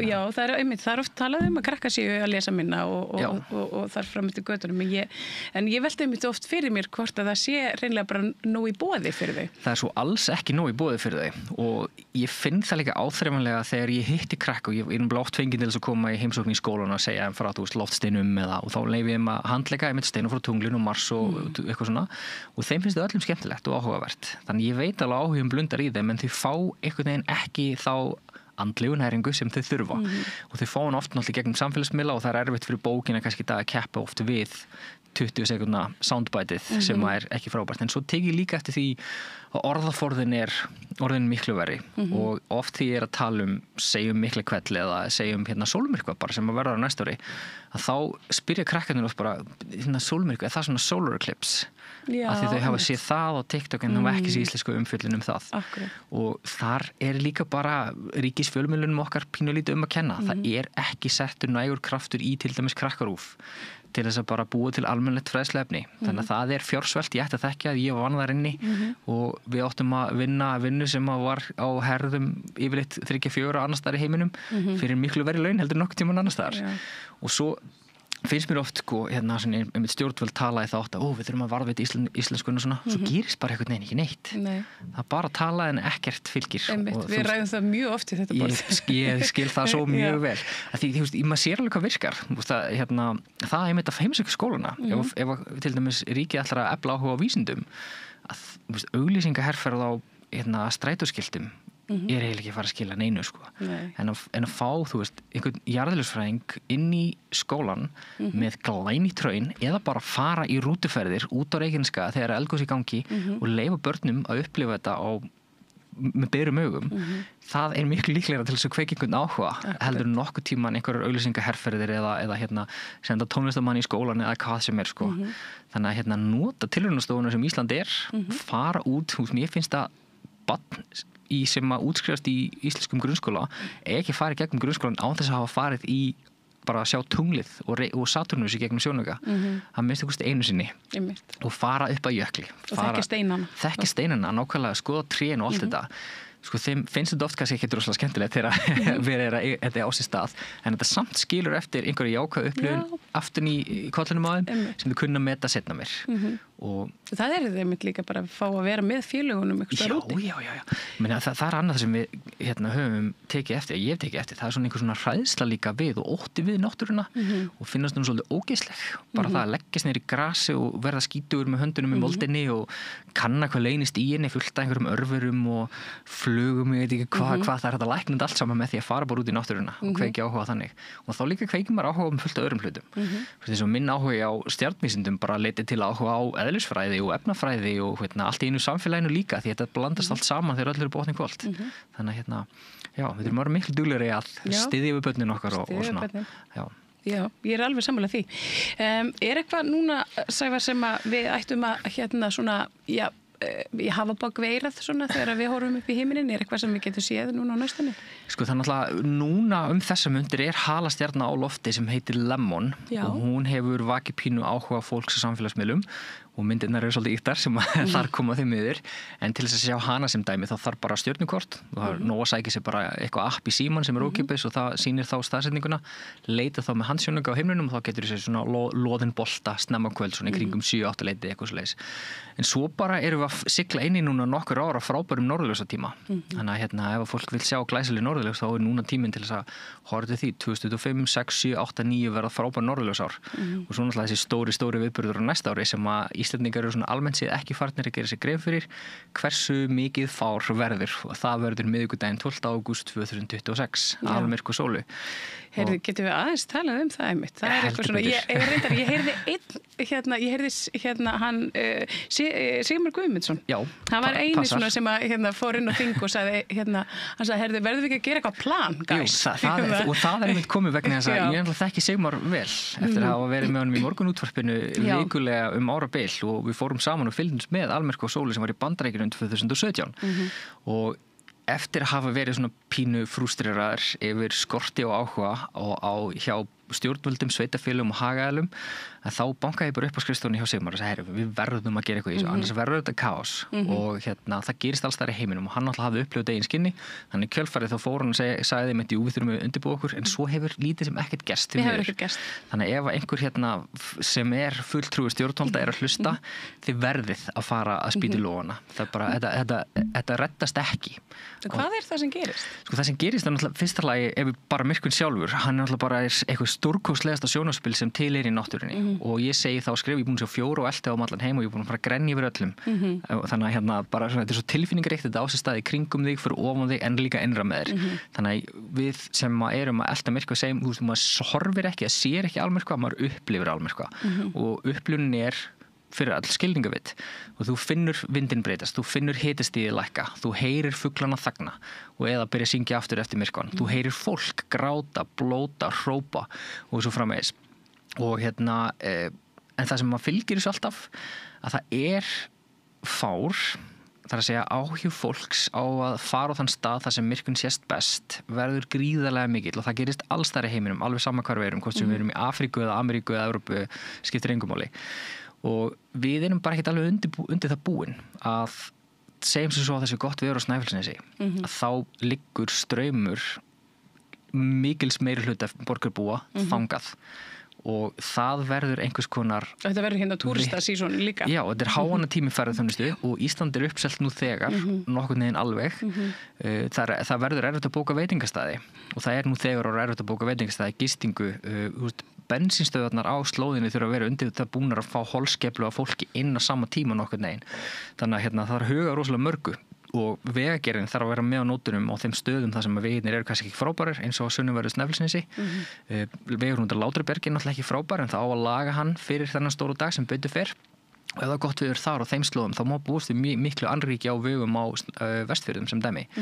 Og þar má jafnvel búast við því að símasamband eigi eftir að jafnvel klikka ef ekki var að senda upp fleiri sendar og ég til dæmis búin að eiga fund með símanum til þess að bara fá þau til þess að undirbúa og mér finnst pínu skít bara satt best að segja að það sé bara einhver svona dúti út í bæ sem í raun og veru að íta þessu öll á stað af því að þetta kemur ekkert frá þeim sem að raunverulega hafa þessi áhrif og ráða þannig að það ekki hægt að segja það 12. ágúst 2006 að þetta hafi komið okkur óvart þetta búið að liggja fyrir í mörg ár og það búið að reyna að vekja fólk til umhugsunar að við verðum að bregðast við ef við gerum það, þá verður þetta stór úrkvæmslegu dagur þá verður þetta æðislegt já, og við fáum ekki næsta tækifæri fyrir en eftir 170 ár og getur ekki fengið svona útíðar svona skipulegendur í þetta með Jú, sem betur fyrir það byrja hérna í til dæmis á höfuðborgarsvæðinu þá markastofu höfuðborgarsvæðisins búin að taka þetta verkefni svolítið til sín að skipulegja útsýnisstaði hér og þar og hér á höfuðborginni sést myrkun svona í kringum 1 mínútu fyrir eftir hvar við erum, almyrkun þar að segja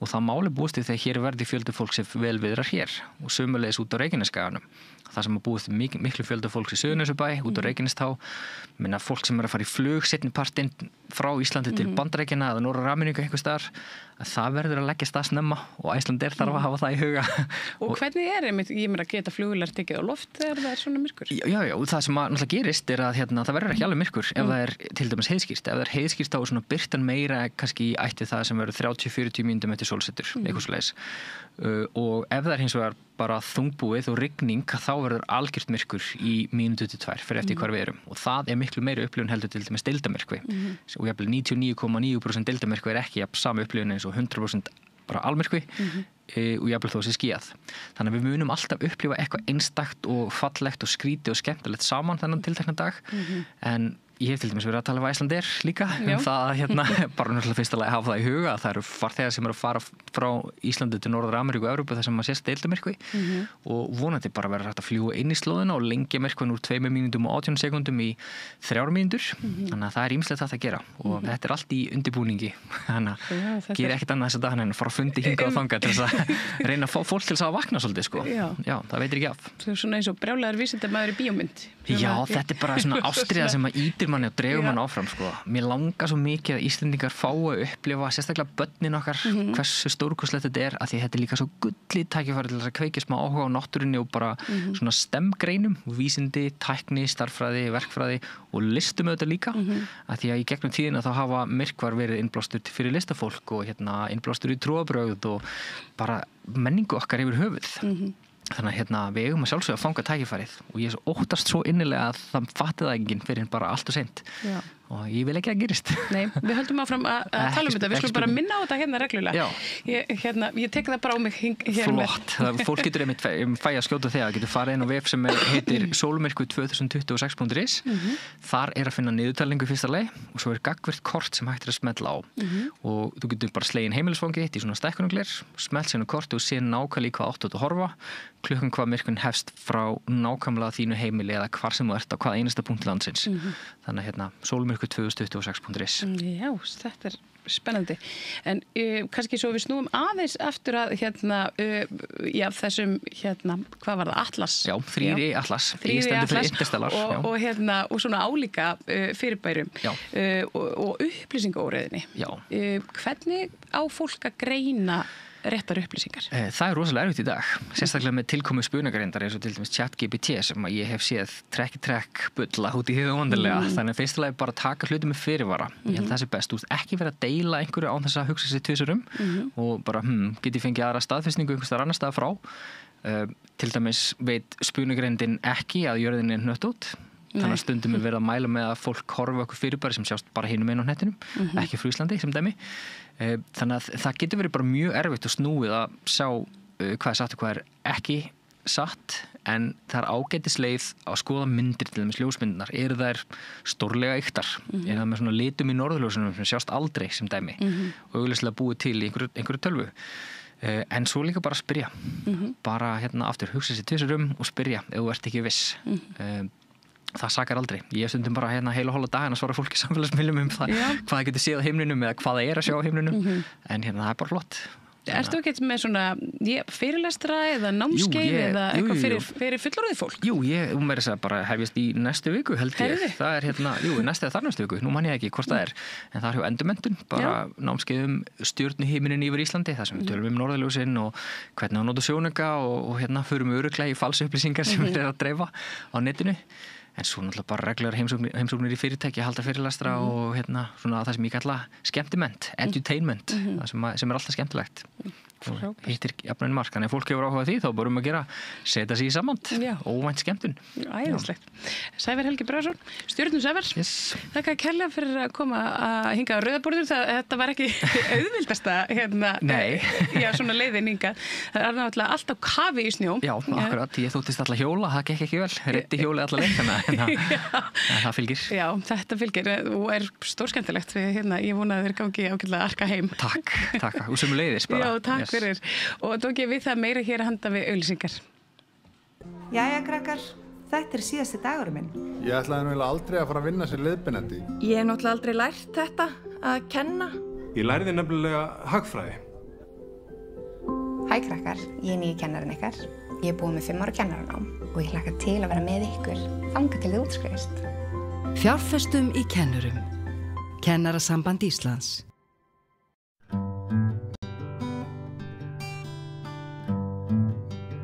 Já, við hér á Samstöðinni höfum síðustu daga staðið fyrir umræðum ungt fólk og reyndar hófum við þann leik síðasta vetur. 16 ára drengur var með sjónvarpsþátt sem hann kallaði Maður lifandi og svona fjallaði það hvernig það er að fullorðnast á þessum sumpart óvenjulegu tímum sem við lifum núna. Við Steinunn Ólína Þorsteinsdóttir, við vorum með 3 ungmenni á aldrinum 17 til 29 ára fyrr í þessari viku og kom margt forvitnilegt út úr því spjalli og við ætlum að halda áfram að ræða við ungt fólk það sjálft. Við ætlum ekki að ræða bara við sérfræðinga ungt fólk, heldur við ætlum að ræða við ungt fólk sjálft. Og í dag er komin góður gestur sem áhorfendur og hlustendur mögulega kannast við. Hún heitir Gunnhildur Fríða Hallgrímsdóttir. Vertu velkomin til okkar. Takk kærlega fyrir. Ég held að þú hafir fyrst komist inn á mitt athygliskort þegar þú ertu ekki yngsta manneskja til þess að fara inn á Alþingi? Jú, það endaði þannig, tímasetningar þær létu þetta verða þannig. Ég var 19 ára, ég er varaþingmaður fyrir Pírata. Já. Og ég tók þátt í alþingiskosningunum og var í varaþingmannssæti. Og svo í desember 2021 þá tek ég sæti og þá er ég 19 ára. Já. Og hvernig var það að koma inn í þennan heim? Það var bara mjög skemmtilegt. Þetta var eitthvað sem, ég hefði haft áhuga á Alþingi síðan ég tók þátt í skólaþinginu og mér fannst þetta alltaf mjög skemmtilegt. Maður er alltaf að fylgjast með þessu og svo bara rosa gaman að sjá svona aðeins meira casual hlið þingsins og skemmtilegast í heimi að sitja í matsalnum og bara borða og hlusta og bara vingast við alla. Það eru allir rosalega viðkunnulegir og svo rosalega skemmtilegt að sjá líka hlutina gerast, Ég meina, ég er í stjórnarandstöðunni, þannig að maður svona gerir ekki mikið, maður er ekki fyrir að ná einhverju fram, en það er samt, má alveg segja það að með við önnur lönd, þá er umhverfið og samskiptin milli stjórnarandstöðu og stjórnar mjög góð með við önnur lönd og þú veist, það geta allir spjalla saman og stundum, þú veist, já, stundum má alveg eiga bara svona hreinskilna samræði með eitthvað, ok, þetta kannski besti valkosturinn. Þannig mér þótti það mjög skemmtilega og ég verð að segja, ég með meiri von fyrir heiminum heldur en ég var áður en ég byrjaði að þingja. Það margir sem segja eitthvað, ég fór á þing og nú ég misti alla von og öllu. Nei, ég með meiri von. Hvað heldur að skýri það? Bara það hafa allir áhuga á manneskjunni. Þú veist, meiri segja fólk sem ég hélt að ég yrði ógeðslega ósammála. Það bara var geðveikt til ég að spjalla við mig og þú veist, þrátt fyrir allt þá höfum við öll gaman að því og höfum áhuga á fólki. Og það mér finnst það vera eina sem sameinar þingfólk, þú veist, við komum úr öllum mismunandi áttum. En eins og til dæmis það þegar amma, hún kom í heimsókn á, í kaffitíman á Alþingi sem mjög fínn og mjög skemmtilegur. Þá komu allir og segja, meira segja fólk sem bara eitthvað fyrir klukktíma var bara að segja, nei, þú hefur alveg rangt fyrir þér. Komu og segja, já, ertu amma hennar? Já, svo gaman að fá Gunnhild inn á þing og þú veist, þá sem ég fannst það mjög krúttlegt. En já, og líka bara, ég veit ekki, það allir svona á Íslandi almennt sé aðeins opnari fyrir því að taka ný sjónarhorn heldur en eins og ég sé í Bandaríkjunum. Þannig já, það gerir mig vongoða. Áður en við förum til Bandaríkjanna, hvar þú stundar nám þessa dagana, hvað hafði gengið svona vel í þínu lífi til að þú næðir þeim áfanga að vera komin inn á Alþingi bara 19 ára gömul? Sko, ég vil alltaf koma því að framfæra, ég held þetta sé rosalega snúist miklu minni velgengni að fara á þing og freka bara, þú veist, ekki pínu skrítið líka að einhver 19 ára einstaklingur horfi á þingi og sé bara eitthvað, það þarf að gera betur, þú veist.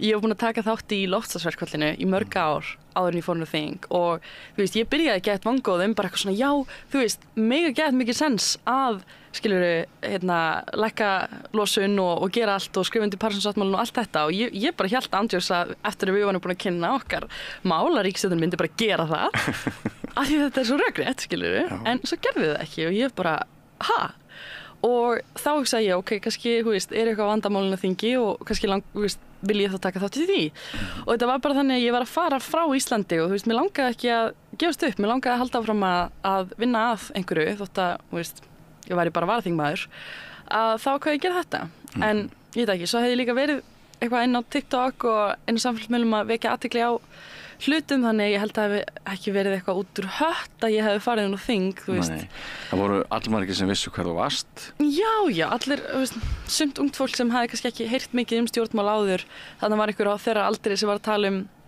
stjórnmál á bara frekar skemmtilegan hátt og var ekkert að nota flókin orð og ég held að við náðum alveg til fólks og ég segi alltaf til stjórnmálaflokka að það alveg svakalega mikið, veist, það mjög mikið í því að gefa ungu fólki rödd og bara leyfa því að tala og leyfa því að verða sjálft og það náttúrulega mun ná til annars ungt fólk, þetta ekki flókið. Nei, en mér fannst líka áhugavert sko þegar ég fletti því upp að þú ert stúdent frá Tækniskólanum, ekki satt? Já. Og ferð því ekki gegnum þessa gömlu hefðbundu kanala, tengsla kanala? Nei, ég veit það ekki sko, ég alltaf elst upp í Hveragerði og eitthvað svona hvaða menntaskóla langum í og það var bara geðveikt mikið á þessum tíma verið að tala 4. iðnbyltinguna, ótrúlega mikið og ég var eiginlega bara, varð undir þeim áhrifum að ég var bara eitthvað, ok, tækni framtíðin, þetta sniðugt, já. Og þetta var alveg fínt nám og eitthvað svoleiðis sem ég kannski hefði í baksinn í speglinum hef ég kannski ekki jafn mikil áhuga á tækni og svoleiðis eins og ég hélt á þeim tíma en allt í lagi, þú veist, bara mér fannst þetta fínt og ég gæti útskrifast fyrr og hafði tíma til að sinna öðrum með skóla og það var flott. Voru fleiri strákar í Tækniskólanum? Já, miklu fleiri. Miklu fleiri? Já.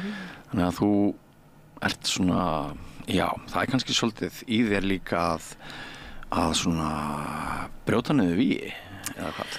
Já, ég samt vil ekki kalla mig einhvern tækni brautriðanda, sko. Ég bara var í svona þú varst ekki hrædd við þessa menningu? Nei, ég hef aldrei verið hrædd við mikið og sérstaklega ef það einhver sem vill ögra mér þá finnst mér eiginlega bara fyndnara. Þannig það alltaf gaman og við vorum að taka þátt í alls konar, við vorum með einhvern svona þú veist, kennastelpum tækni og eitthvað svoleiðis sem var bara mjög gaman og mér finnst mér finnst mjög gaman, núna ég kann að forrita á eitthvað en sem alltaf gott. Og fyrsta þingraðin hún fjallaði umhverfismál? Já, að sjálfsögðu, það málmálana sko.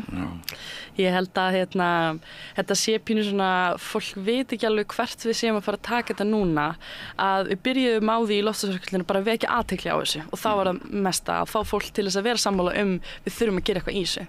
En núna þá búið að breytast aðeins markmiðið sko, núna vilja flestir stjórnmálaflokkar gera eitthvað í þessu og mér meira þess að sýni vinum mínum í Bandaríkjunum eitthvað bókstaflega hægri flokkur á Íslandi með auglýsingar sem segir alvöru aðgerðir í loftslagsmálum sem ógeðslega fyndið og pælir í því. Og þetta hefur einmitt verið nefnt sem ein kreppa vinstri grænna hér. Já, einmitt. En sko núna þá vil ég meina að þú veist allir séu búnir að segja já, við viljum gera eitthvað. En aðgerðirnar sem þeir leggja fram eru ekki aðgerðir sem munu ná markmiðum okkar, bara samkvæmt vísindalegum rannsóknum og þú veist, þau vilja gera alls konar sem getur bæði ná markmiðinu umhverfismál og efnahagsvöxtur. Þau vilja gera eitthvað eins og þú veist, vera bara með eitthvað frumkvöðlasetur og eitthvað svoleiðis og ekki þurfa að gera neina óþægilega hluti. En loftslagsmál eru krísa sem mun þurfa að láta okkur horfast í augu með bara óþægilega hluti eins og til dæmis, þú veist, hvaða neyslu ætlum við að forgangsraða, hvað mikilvæg neysla og hvað kannski neysla sem mætti minnka og það mun þurfa að skattleggja hluti sem valda externalities, negative externalities þú veist, eins og kolefni í andrúmsloftinu og við erum einhvern veginn að bæla þessa endalausu vaxtarvél. Ég ekki segja að gera það alveg, þú veist, það þarf að sjálfsögðu að finna einhvern milliveg. En það ekki hægt bara að pikka lausnir, umhverfislausnir frá þeirri hlið stjórnmálana sem þú ert frá. Og þess vegna finnst mér ótrúlega mikilvægt að allir flokkar vinni saman. Það fullt af lausnum á vinstri hliðinni, fullt af lausnum á hægri hliðinni og það bara ekki tími til þess að fá nákvæmlega þá lausn sem þú vilt. Hvatar versus hegningar? Já, það að gera bæði. Þarf ekki nefnilega að hegna líka? Jú, það er mjög mikið að hvötum núna en þeir geta, sko þeir verða alltaf miklu skilvirkari og eru miklu líklegri til þess að ná fram þeim markmiðum sem þeir eiga að ná fram með því að hafa líka hegningu. Carrot and a stick, segja þau í hagfræðinni. Já, einmitt. Heyrðu, þá komum við að því að sko það ekki bara merkilegt að þú ert yngst Íslendinga til að taka sæti á Alþingi, heldur, ertu í Harvard? Já, ég veit ekki. Og ég veit að þetta kann að vera óþægilegt umræðefni fyrir þig og það yfirleitt alltaf þannig með mann að það sem maður gerir sjálfur manni finnst það ekkert merkilegt en nú verður að taka þátt í smáborgara svona íslensku leik að hvað veistu hve margir Íslendingar hafa gengið í Harvard? Það nefnilega alveg bara ágætlega margir. Við erum sko fleiri en Danirnir sem ég finnst alltaf mjög skemmtilegt og ég alltaf segja við Danir. Hvað við erum við fleiri? Það finnst mér merkilegt að. Já, við erum með geggjað íþróttafólk úti. Það já, og við erum núna eitthvað 6-7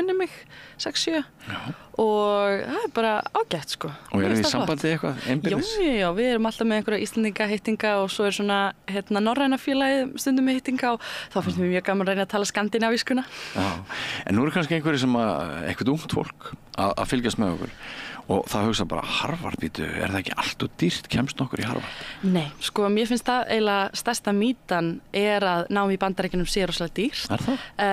Það getur verið það, en ég sótti fjárhagsaðstoð og hjá þessum toppskólum þá eru þau alltaf að taka fólk inn án þess að pæli því hversu mikið pening þú átt og svo reiknaðu bara út hvað þú átt að borga út frá tekjustöðu foreldra og tekjustöðu þinnar og veist, þetta reiknaðist út þannig að ég að borga cirka sama og ef ég var í HR og ef maður tekur leigu og matinn í Reykjavík þá ég nánast að spara því að vera þarna úti. Hvað er þetta að segja?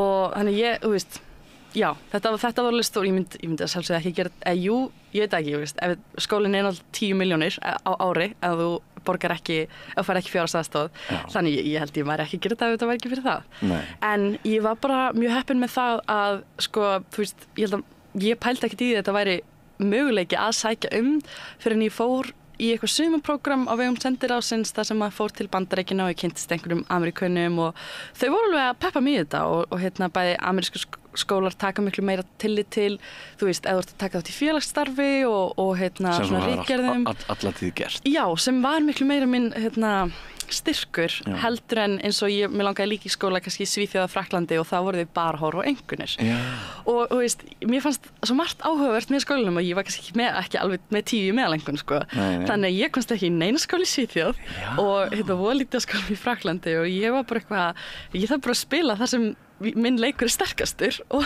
það er Bandaríkin. Þannig þá sæki ég þarna og þetta var svakalega fyndið umsóknarferlið að taka SAT-próf og ég veit ekki á hverju ég var. Hvað er það aftur? Þetta er bara Scholastic Aptitude Test. Sem þýðir hvað? Þetta er bara eitthvað samrænt próf sem allir taka. Takk. En já, veist, þetta var sakalegt, ég vissi ekkert þetta og ég vissi ekkert hvað ég að gera þegar ég var 17 ára og ég bara svona einhvern veginn þurfti samt að finna út úr þessu, að kenna einhverjum kennurum í tækniskólanum hvernig að fylla út dótið að því enginn hafi verið að sækja þarna áður.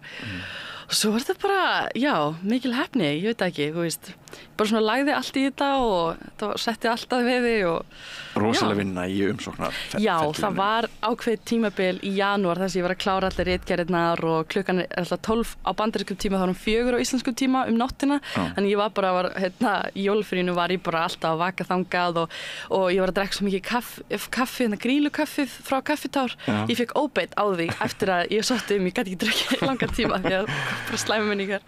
En hvað heldur það hafi vegið þungt í umsókninni að þú gast flaggað því að þú værir varaþingmaður? Það var alltaf eftir. Var það? Já, það var alltaf eftir. Það gerði seinna? Það gerði seinna. Ég var ákvað, ég komst inn vorið 2022 og átti það að byrja haustið en svo kom COVID og þá ákvað ég að fresta náminu 1 ár af því að það, þú veist, þetta hefði verið skóli á Zoom kvöldið og það var bara ekki næs. Þannig að ég var svo ógeðslega spennt að byrja þannig ég, ok, fresta sem 1 ár. Það var ekki ákvörðun. Fór í lýðskólann á Flateyri og fór í jöklaleiðsögnarnám og gatið mitt líka hafði tíma til þess að bjóða fram sem varaþingmaður, þannig að ég vil meina að ég hafi komið mjög vel út úr COVID-inu sko. En svo, já, þannig það var allt eftir á, allt með nýju stjórnarskránni, það var allt eftir á. Já, sko í þessari umræðu hefum við hér á Samstöðinni reynt að hræra saman einstaklingnum og samfélagi. Já, það er mjög flott. Er það ekki bara? Jú. Og manni finnst maður alltaf þurfa svona að vita aðeins bakgrunn hvers og eins þegar maður er að fiska eftir skoðun á þjóðfélagsmálum og svoleiðis. Það er rosalega gaman að við hefum augljóslega geta búið til 3 klukkutíma þátt bara þig og þína sögu því að þú lifir mjög áhugaverðu lífi. En ef við reynum núna að taka fókusinn aðeins á þér sem persónu yfir í samfélagsmálin. Já. Þá þú ert komin til Harvard. Þú hefur verið að leggja stund þar á nám sem að er tengt hagfræði. Þetta er hagfræði og ég taka umhverfismál sem aukafag.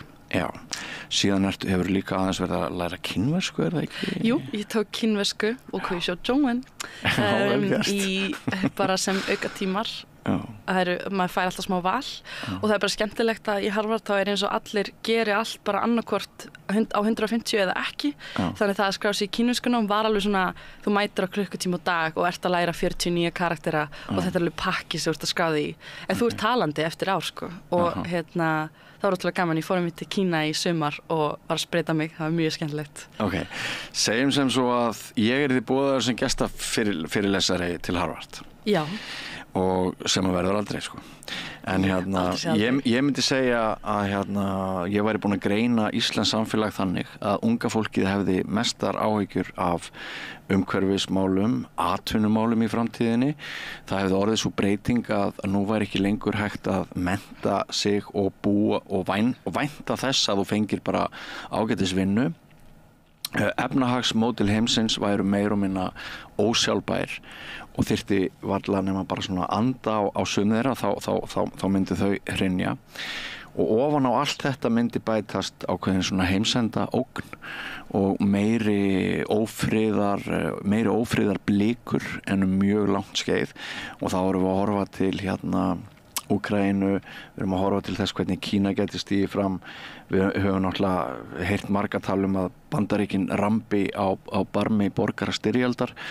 Bretland, þar hefur verið sagt að það hefur verið stutt í það að menn hafi verið að hengja bara hvor annan og götum úti eftir að börnin 3 voru myrt daginn og fleiri voru í hættu. Og Ísland takmarkað sem sagt Ísland byggir sína ákomu á auðlindum að mörguleyti frekar en hugviti og þær geta verið svolítið brothættar þessar auðlindir okkar samanber spjall mitt við Halldór Björnsson veðurfræðing á Veðurstofunni í gær. Og þá komum við að því sem ég langar til þess að biðja þig að svara. Hefðu þið velmenntaða fólkið bara púa mig niður á öllum vígstöðum og sagt þú hefur rangt fyrir þér í öllu. Það hefur aldrei verið betra að vera til. Möguleikar okkar eru stórkostlegir. Engin kynslóð hefur átt eins mikla möguleika og við á bjartri framtíð en vissulega eru við kannski pínulítið vanrækt á sumum sviðum, hvað varðar til dæmis útivistun uppeldis frá að í stað þess að foreldrarnir ala okkur upp þá voru það símarnir sem að óla okkur upp. Hvaða viðtökur fengi þessi fyrirlestur? Þú myndir ekki vera púað niður og ég bara hveti til þess að koma, það bara mjög skemmtilegt. En nei, ég held að sé alveg að vissuleyti rétt hjá þér, en þetta samt svona smá, þú veist, þetta ekki svo svart og hvítt og við lifum einmitt á tíma þar sem 2 sannleikar geta verið réttir á sama tíma. Já, fleiri. Já, eða fleiri, einmitt. Þú veist, það alveg rétt að ég bý í samfélagi sem ég get gert alls konar og það ógeðslega gaman að vera til í dag. En það líka sagt að þú veist, módelið sem við kannski vorum að lifa með áður fyrr með stendið vel í háskóla, fáið vinnu og þá verður góður ekki alveg lengur til. Nei. Og það svo svakalega flókið með hvað að valda þessu, þú veist, það bara störf að breytast í heiminum, þannig þessi hefðbundnu skrifstofustörf og hefðbundnu störf rosalega, þú veist, þau fara minnkandi út af gervigreind og svoleiðis. Já, ekki bara störfum að stór fækka? Eða mun fjölgun þeirra verða á öðrum sviðum? Það alltaf vonin og það alltaf það sem tæknisinnar segja en ég alltaf á því og að það megi ekki bara láta að gerast, það ákveðin hlutir sem Íslenska ríki getur gert til þess að stuðla að þeirri breytingu. Ég trú alveg á markaðin en mér finnst eins og að ríki getur sett ákveðin markmið fyrir markaðin og að þau fyrirtæki sem eru viljug að taka þátt í einhverjum samfélagsmarkmiðum, þróunarmarkmiðum að þau fái einhvern bónus fyrir það. Þetta svona pínu iðnaðarstefna sem ég held að sé mjög mikilvæg fyrir 21. öldina. En já, ég held að þetta sé alveg að vissuleyti rétt með heimsendirspælinguna þá held ég þetta sé svona smá þú veist, einhvern veginn kreppa í því að allt við kaupum og neytum einhvern veginn orðið svo ódýrt og það svo, þú veist, það vantar einhvern veginn svona substans í svo margt sem við neytum, svo margt sem við klæðum okkur og það svona gerir veröldin aðeins tilgangsminni einhvern veginn. Það er minni mannvera í öllu því sem við klæðumst og svo við borðum. Það ég oft lýsi að þú veist, skilvirknin í hagfræðinni, skilvirknin í hagkerfinu alltaf á leiðinu upp og upp og upp. En á einhvernum tímapunkti getur gengið of langt og það líka smá, veist, þetta smá tilvistakreppa sem hagfræðin í núna og veist, mjög áhugavert að vera að læra hagfræði á þessum tímum.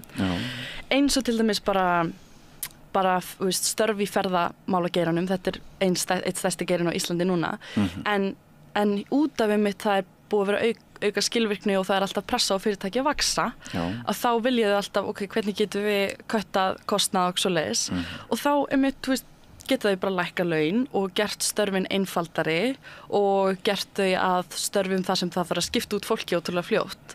Og þá ertu komið með samfélag þar sem þú veist, fólk bara í stuttan tíma, hvort sem það eru útlendingar ekki, ég var líka bara í stuttan tíma og svo bara, get ekki meir.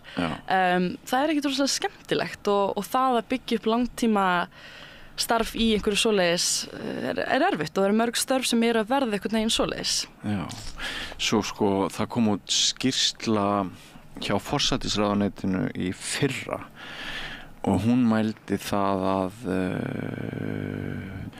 fleiri í hópi 20-30 ára minni mig eru dottnir niður í lágtekju umhverfi sem sagt þessi línulaga framför, við gátum treyst því alveg eftir stríð að næsta kynslóð hafi það betra en við. Já, einmitt. En nú hefur allavega hér á landi hefur þetta breyst.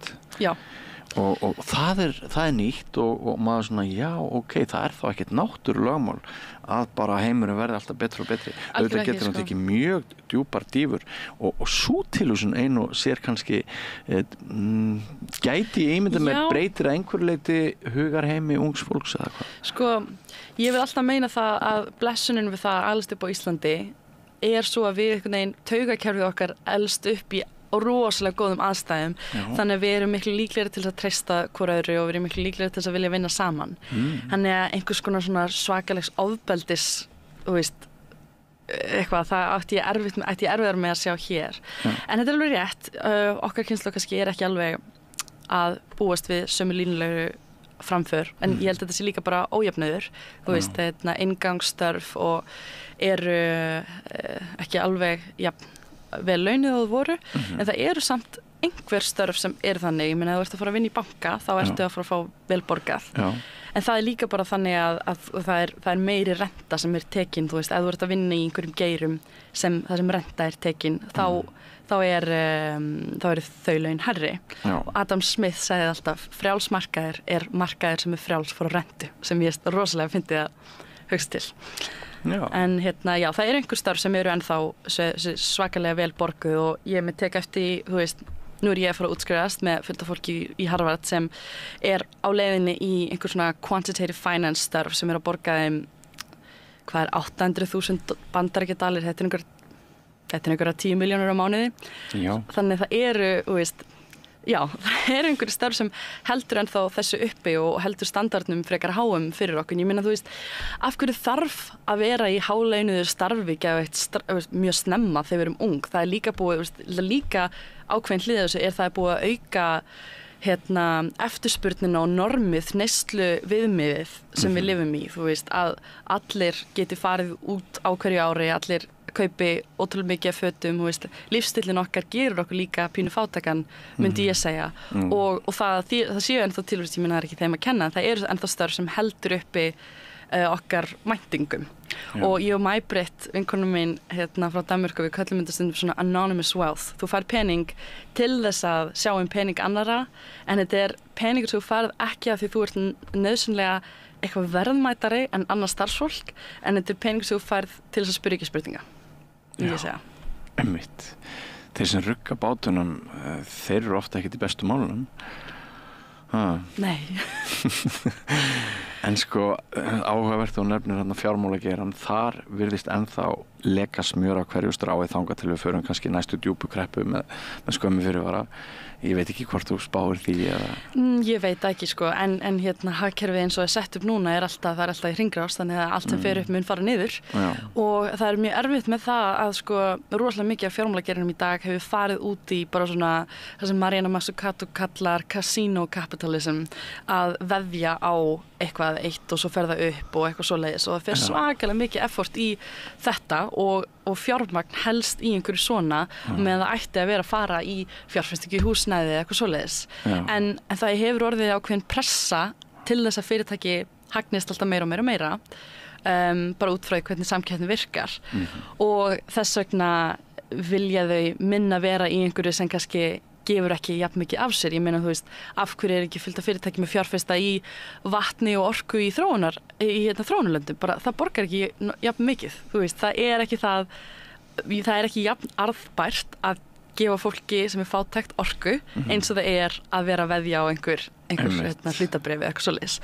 Og þetta er erfiðið með kapitalisman í dag, að þú veist, við viljum að fjármagn fari í eitthvað jákvætt, en að það er fast í einhverju svona speculative asset bubbles. Nú afsaka ég enskunum mína. Allt í góðu, við skiljum að þú ert þú lifir í þessu umhverfi. En sko, hvað segirðu þátt ríkisins í þessu öllu þegar norræna velferðarmódelið var svona sterkast, þegar þetta blandaða hagkerfi sem byggir á sköttum þeir sem hafa það gott, þeir greiða væna 10 til samfélagsins og lyfta þar með upp hag þeirra sem eru ekki eins breiðar axlir, en jafnframt mjög miklir hvatar til frumkvöðla, fyrirtækja þeirra sem að stofna fyrirtæki og eru sprautur og hvatar, nýsköpunarhvatar, að í þessu gamla módeli var ríkið í rauninni virkur leikmaður á markaði. Algjörlega. Það stóð fyrir atvinnulífi. Núna ríkið í þeirri stöðu að fjárlög íslenska ríkisins þau velta óbúslega mikið bara umsveifum einkaframtaksins. Já. Og þar með íslenska ríkið orðið háð umsveifum einkaaðila. Sumir segja íslenska ríkið sé orðið skúffa í skatthóli ólígarkana sem við köllum útvegsmenn. Þurfum við kannski núna aftur, bæði með hagsmuni ungra í huga og bara allra, þurfum við að málið að spóla aðeins aftur og breyta hlutverki ríkisins aftur meira í átt til þess sem var, að það væri virt í atvinnulífi, það hefði eitthvað með atvinnulífsstefnu að gera og væri jafnvel að fjárfesta í atvinnulífi. Já, ég get alveg séð hvernig aðstæður fyrir því eru aðeins að myndast núna. Mér samt mikilvægt að hugsa allar svona breytingar út frá því hvað eru aðstæðurnar núna en ekki bara hvaða stjórnmála hugmyndafræði finnst mér sniðug og við ætlum að breyta bara til þess að breyta. En ég sérstaklega á Íslandi, þar sem það dálítið mikil fákeppni, þá hætta á því að það sé bara ótrúlega mikil renta. Það renta sem bara peningur eftir hagnað, eftir að búið greiða laun, bara peningur sem þú færð af því þú hefur eitthvað markaðsvald til þess að setja verðið aðeins hærra. Og það eru nokkru iðnaðir sem eru þar og þetta eru kannski iðnaðir þar sem það ekki eitthvað svona rosalega sterk krafi einhverja nýsköpun eða samkeppni eins og til dæmis sími, þú veist, það geta verið með netsamband hvar sem þetta frekar einfalt og ég oft hugsa það mætti alveg setja upp eitthvað svona kooperativ eða eitthvað svoleiðis þar sem það minnkað svo renta sem tekin úr vösum fólks. Fara aðeins aftur í tíman. Kannski. Já, þú veist, ég meina, aftur í tíman eða fram og við skiptir ekki máli hvernig hugsa þetta að vera að gera þetta mjög mikið núna þar sem starfsfólk á kannski fyrirtækin og tekur ákvarðanir þar. Ég oft hugsa að þetta væri snillt að setja upp svona fyrir jöklaleiðsögn af því þar eru jöklaleiðsögmenn þeir sem vita nákvæmlega hvenar ætti að hætta við ferðir út af veðri, vita kunna alveg að markaðssetja sig og alles og geta þá kosið og tekið ákvarðanir saman og ég trúi allavega mikið á lýðræði bæði í stjórnmálum og líka bara í venjulegu lífi, sko. Já. En svo komið eftir hlutverkur ríkisins, þá alveg, ég stiði mikið það að búa til iðnaðarstefnu og ég var að vinna fyrir sumar í Malasíu þar sem við vorum mikið að vinna fyrir eitthvað svona think tank sem var að vinna að iðnaðarstefnu fyrir Malasíu og þá voru þau mjög mikið að pæla í því ok, einhver ný tækni, hvernig getum við hjálpa fyrirtækjum að nýta það, einhver hérna ætlum við að styrkja framleiðslu á svona og við viljum þá að fyrirtæki, ef þau geta matcha þetta, þá fá þau eitthvað styrk. Og þetta alls ekki það sem hagfræðin alltaf að segja okkur að vera ógeðslega hrædd við að ríkið sé að vinna að velja einhverja sigurvegara. Ríkið bara að setja standardinn af því að samfélagið vill einhvern standard. Við getum ekki leyft samkeppni, það nánast á engum stað þar sem frjálsmarkaður alveg frjáls. Það allstaðar einhver staðar einhver svona reglugerð eða einhver aðstoð. Og við bara sjáum hann ekki alveg jafn mikið og mér finnst myndlíking sem hún Kate Rosworth gerir í bókinni Donut Economics að hagfræðingar þurfa að hætta að vera einhver svona mechanics sem eru að reyna að skilja hvað í gangi í vélinni, í hagkerfisvélinni og við þurfum að vera meira eins og garðyrkjumenn. Við erum með einhver blóm sem við viljum rækta þannig að við ætlum að búa til góðan jarðveg og við vitum að góð blóm vaksa í góðum jarðveg. Og það ekki að segja að ég ætla að velja nákvæmlega þetta blóm sem mér finnst gott, ég ætla bara að fá falleg og fjölbreytt blóm og margt í vistfræði sem sem ég hef líka verið smá að læra, tekið nokkra ákvanga í því, sem ég held að hagfræðin þurfi að læra rosalega mikið. Það er einmitt ný grein af hagfræði sem að myndast núna sem heitir visthagfræði, þar sem þú ert meira að pæla í því hvernig allt þetta vistkerfi vinnur saman. Þú ert með fólk og fyrirtæki og þetta snýst meira þetta félagsvistkerfi. Og mér finnst alls konar það mjög áhugavert og margt sem getum lært. Orðið eins og félagshyggja, jafnvel kaupfélög, þessi orð sem að þóttu mjög hallærisleg fyrir ekkert mjög mörgum árum, mér finnst þau aftur vera að komast í smá tísku.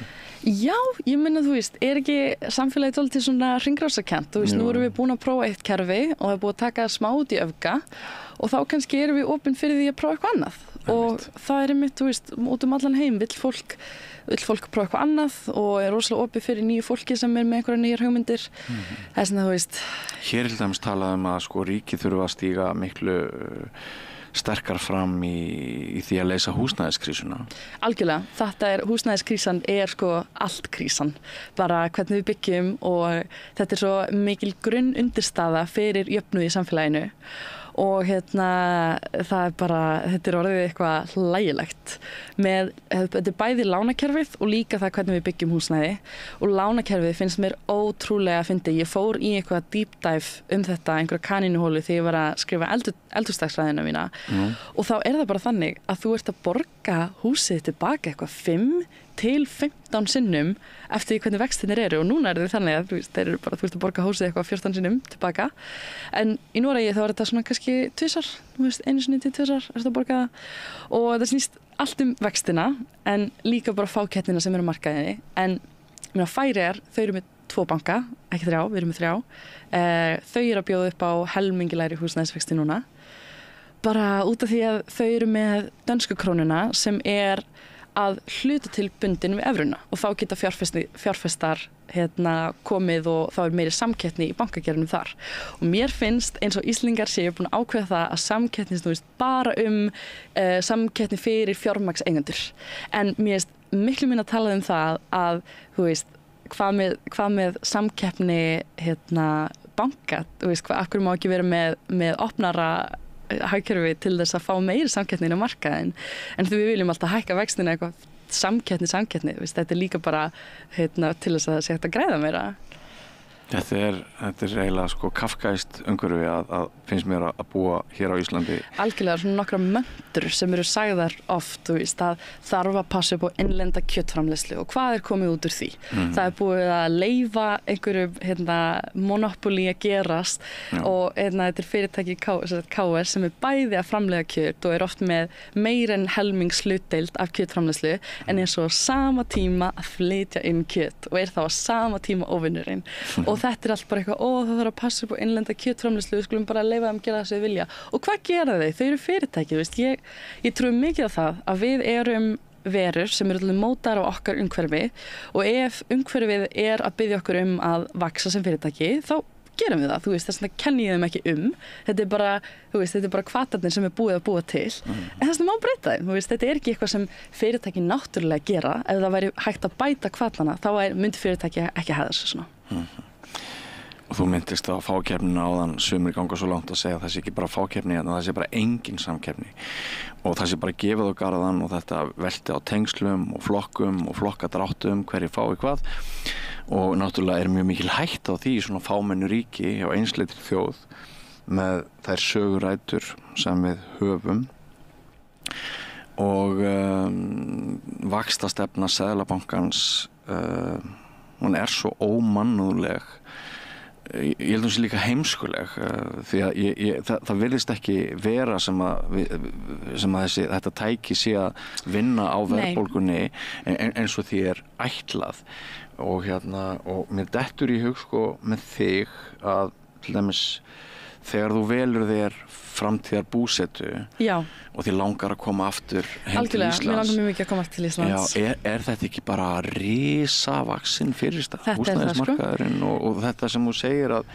ég er maður að nálga 60, ég er fastur í einhverju hávaxta umhverfi. Ég þarf að borga það húsnæði sem að ég keypti núna eftir ég flutti frá Akureyri fyrir 3 árum. Ég þarf að borga það margfalt. Það er ekkert sem að heitir örugt, farsælt, friðsamt ævikvöld hjá mér með þessa vaxtastefnu. Algjörlega. Og þannig að það er ekki bara unga fólki, það eru náttúrulega allir. Algjörlega. En er þetta ekki breyta sem að, þú þekkir örugglega marga Íslendinga sem eru að stunda nám í löndum út allan heim. Eru þið ekki að ræða þetta svolítið innbyrðis? Algjörlega, þetta líka bara snýst það mitt, við búum við svo svakalega fallega náttúru og eitthvað svoleiðis, en hvenær á ég að fá að njóta hennar ef ég þarf bara að vinna allan daginn og vinna alltaf og öll sumur. Já, peningarnir fara allir til fólk sem þú vilt einmitt alls ekki, sem á nóg af þeim fyrir. Já, ég meina, bara borga sér lán og þessi lán sem eru svakalega, það er ekki hægt að spá fyrir hvað er að fara að gerast næst, eins og vinir mínir, þau keyptu íbúð í boðiðu lágvaxta umhverfi sem ég finnst bara illa gert að auglýsa þegar ríkisstjórnin hefur ekkert vald yfir yfir vöxtum. Var það 2021 kannski? Já, þetta var í þeim kosningum. Þá var eitt flokkur mjög mikið að auglýsa við boðum lágvaxta umhverfi, við erum búin að ná þessu öllu fram. Og svo hvað gerist? Vextir eru hækkaðir og þau hafa ekkert vald til þess að gera eitthvað í því. Þau hafa það, þau bara vilja ekki gera það. Þessi verðbólga, þannig ég tala mannamáli, þessi verðbólga kemur ekki frá því að það vanti að hækka vexti. Það kemur frá því að það vantar þetta er supply side inflation, þannig að það vantar húsnæði og það er að valda þessari búblu í húsnæðismarkaðinum og þá er lausn því sem felst í því að byggja meira húsnæði. En með því að hækka vexti endalaust, þá ertu bara að gera það erfiðara að byggja húsnæði. Og þess vegna, og einmitt skattar á, það er einhver skattur sem man ekki hvað heitir, sem er eitthvað á byggingur, sem bara hefði aldrei átt að hækka. Af því að hann einmitt bældi nýjar íbúðir sem voru byggðar. Já, og nú er þetta bara orðin business að það eru bara einhver stór fyrirtæki sem að sjá að byggja og kaupa og selja. Og svo er ekki að fyndið að alltaf... Og við verðum þá bara leiguliðar. Einmitt, og svo gerir alltaf ríkisstjórnin eitthvað svona, það kemur eitthvað svona, finnst þér í lagi að þetta leigufélag sé bara eitthvað með milljarða í eitthvað tekjur og þau bara, við náttúrulega biðlum til þeirra að sýna samfélagslega ábyrgð. Já, því það var alltaf gengið svo vel. Akkurat, og þau fyrirtæki sem eru með milljarða eitthvað í tekjur eiga alltaf að sýna samfélagslega ábyrgð, en ég sem er bara að reyna að gera mitt besta, ég á eitthvað að sýna samfélagslega ábyrgð þegar það er sett greiðslumat á lán sem er sagt bara svo regla sem segir það að þú mátt ekki eyða meira en 35% af þínum mánaðarlegu tekjum í að borga niður lán. Og ég að sýna samfélagslega ábyrgð með í þessu vaxtarumhverfi með því að mig ekki taka lán þegar einmitt leiga er oft hærri heldur en mánaðarleg húsnæðislán mánaðarleg borgun á húsnæðislán sem er klikkað. Þannig þetta er svakalega eitthvað svona ónotendavænt umhverfi, ég veit ekki hvað ég að segja og stór breyta í því hvort að okkur langar að koma heim og þetta bara snýst algjörlega frelsi, þú veist, mér langar ekkert endilega að binda mig á Íslandi í næstu 20 árin en ef ég myndi taka húsnæðislán þá er ég eiginlega að gera það. Já. Þannig maður svona, Sýnist þér hagfræði nemanum í Harvard að íslensk efnahagsstjórn kunna að vera svo versta í heimi? Mögulega, þú veist, ég meina við erum með vexti sem bara eru við erum á bil við all stanríkin. Nánast öll lönd í Evrópu eru með lægri vexti en við. Þetta er bara fyndið, sko. Og óvinsælisti stjórnmálamaður Íslands er forsætisráðherra? Já, ég er ekki hægt að búast því neinu miklu. Svona er þetta, sko. En ég er alltaf, þú veist, það snýr margt á haus. Já, ég segi samt alltaf, þú veist, ég er samt meiri von eftir að ég byrjaði að taka þátt á þingi út frá því líka bara hvað Íslendingar geta breytt skoðun og það er alveg eitthvað sem ég trúi á. Og það er þessi regla sem segir til það þarf bara 2,5% af þjóðinni sem tekur virkan þátt til þess að breytingurum til langs tíma. Já, það er Er það kennt í Harvard? ég veit ekki hvort ég listi í Harvard, þetta er samfélagsrannsókn sem segir bara að þú vilt ná fram einhverju samfélagsbreytingu, þú þarft bara 2,5% af þjóðinni. Það er uppröfandi að heyra. Já, það er bara ekki það mikið af fólki. Við þekkjum 2,5% þjóðinni. Það er bara basically henni. Já, ég segi það nú alltaf. En ok, ef ég kveð þig og þú ert að fara, á föstudaginn bara út? Á morgun. Já, það er á morgun. Já, það er föstudagur á morgun. Já, það er ég byrja að loka árið mitt. Já, loka árið framöndan. En ef við svona förum á glaðhlakkalegum nótum inn í framtíðina, þína framtíð og framtíð annars ungs fólks, þá það sem er náttúrulega æðislegt við að vera þú og við að vera ungmanneskja í dag. Það er þetta námsframboð, það eru þessi tækifæri að geta þessi gamla saga að pabbi bara krafist þess að ég er í bóndi og þess vegna kemst ég ekki í menntaskólan, hvað þá að ég geti lært iðnina sem er langað að læra eitthvað svoleiðis. Þessi gamla saga, henni lokið. Er það ekki í langt flestum tilvikum, það er náttúrulega alltaf einhverjar fátæktagildrur og svona einhver höft sem að halda sömu ungu fólki í fangilsi, getur maður ályktað. En er þetta það sem er kannski svona stórbrotnast við samtíman að heimurinn allur er undir, þú getur gert það sem sko það er svakalega gaman að vera í háskóla. Og mér held að það sem er eiginlega pínu einstakt við Harvard er það að þú ert búin að komast inn í Harvard, þú þarft ekki að stressa þig á einhverju, þannig þú getur þannig eiginlega bara lært það sem þú vilt.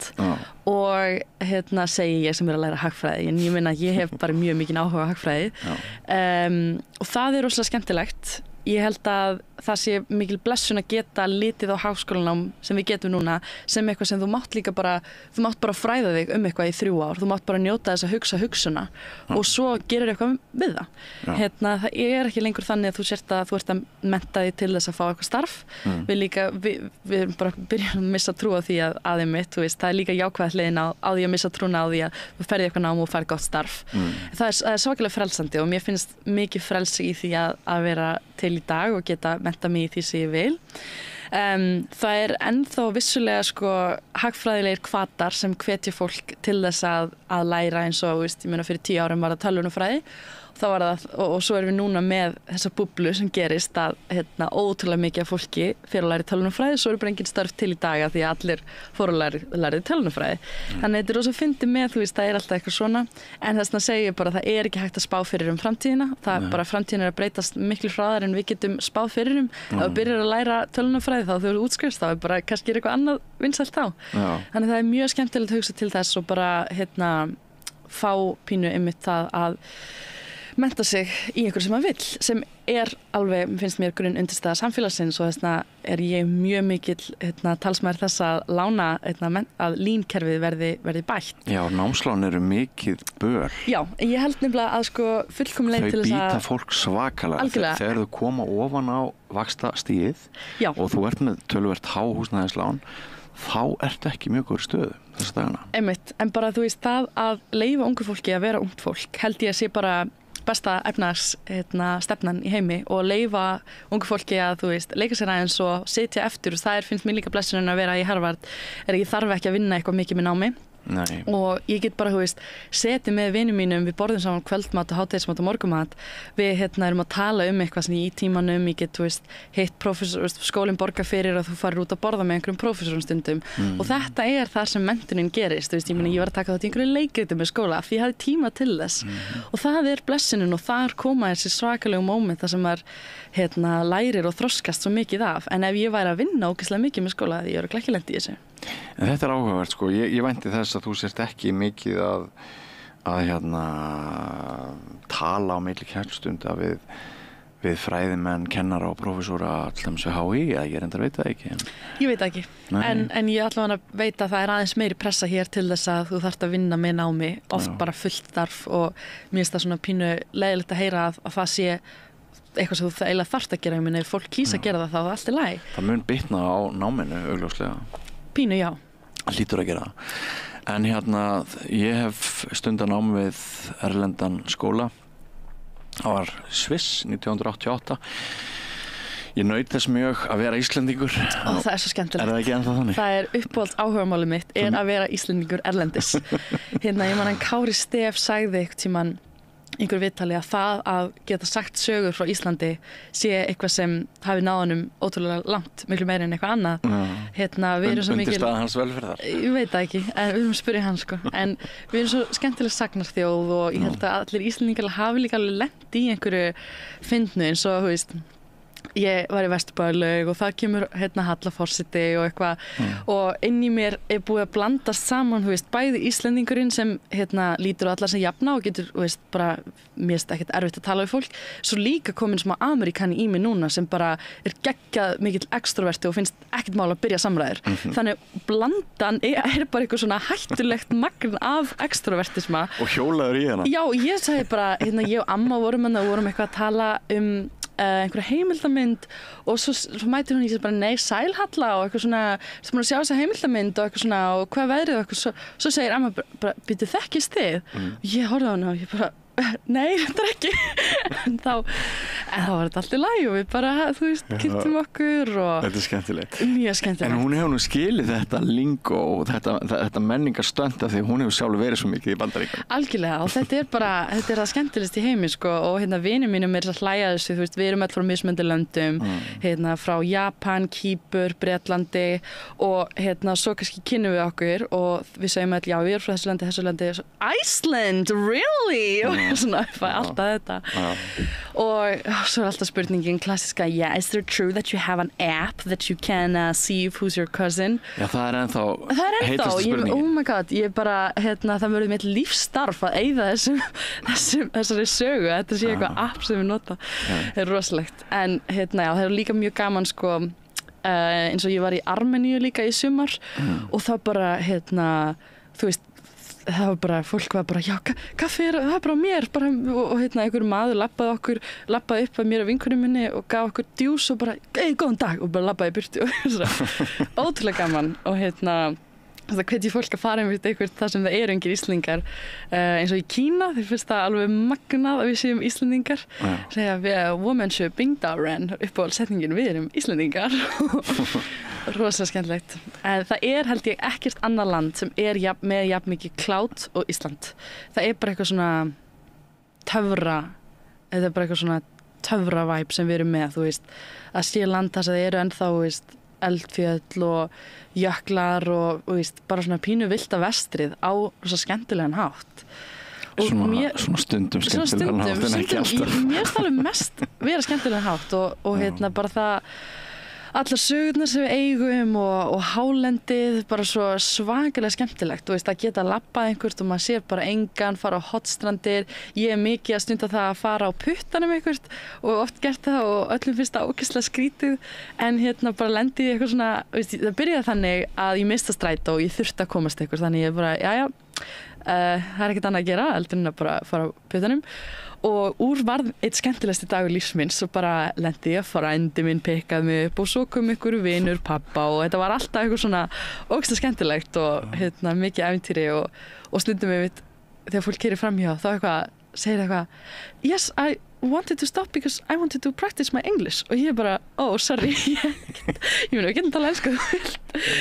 en já þannig að þú veist mér veist ég alveg svona þekkja pínu hvað þetta þannig sé töfrandi samfélag líka og töluðu þið svo bara ensku? Nei, við gerum það ekki en fyndi ég menna, ég var með bakpoka og ég var í regnkápu þannig kannski, þú veist mætti alveg segja að fólk haldi í þessu turisti og líka bara það að fara upp á jökul það klikkað ég fór í fjallamennskunám í Fas það bara, oh my god, það var eitt skemmtilegasta vor lífsminns og þá vorum við myndið að fara í vetrarferð og vorum að skoða einhverja íshella og þetta bara, þú veist ég skil bara mjög vel hvar allar sögurnar sko tröll og álfa og eitthvað komu því þetta svo svakalega töfrandi og svo einhvern veginn að reyna að hugsa eitthvað þetta út af skriðþunga jökla og maður bara svona Nei, miklu rökræstari útskýring að það var einhver risi hérna.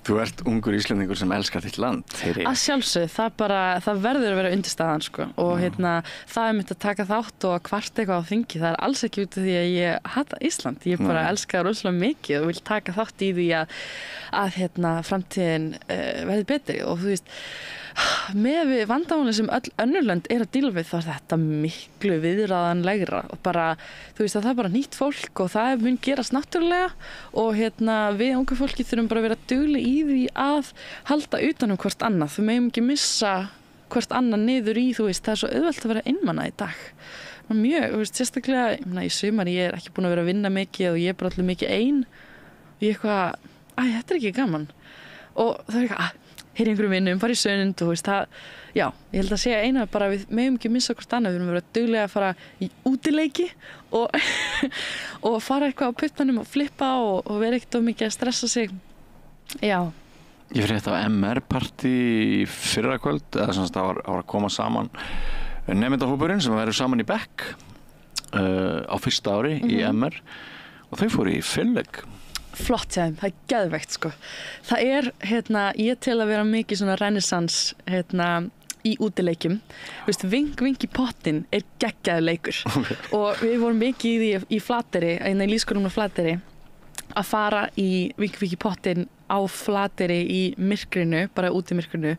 Og þú veist, við kunnum all að fara í úlpu, það eiga allir góða úlpu og ótrúlega gaman bara að fara á víkendin líka snjóhús, gistum í snjóhúsinu, það var ótrúlega gaman þetta er mjög flott Heyrðu, það er búið að vera frábært að heyra í þér Gunnhildur Fríða Hallgrímsdóttir, það er hressandi ára yfir þér og af því að það er svona stundum maður getur fallið svolítið í það að festast í neikvæðni og ofgaggrinni hugsun þá er óbúslega mikilvægt að við fáum svona jákvætt væp eins og frá þér hér í dag ég held alltaf ég segi alltaf við þurfum bara að gera eitthvað nýtt og svo bara leifum okkur að gera ný mistök og finnum eitthvað út í þessu, þú veist, það má ekki vera með eitthvað fullkomnar áratu eða þú veist, vera að greina allt alveg í smáatriði. Við erum svona öll cirka sammála og það er eitthvað að og svo þarf bara að spjalla saman og ég trúi mikið á það. Og við þurfum að vera duglega að læra af ykkur og þið lærið af okkur. Algjörlega. Og þannig komumst við á leiðarenda. Algjörlega. Takk fyrir mig. Takk að þér kærlega. Nú, það styttist á í annan og nýjan kafla hér. Allt það besta er ókeypis.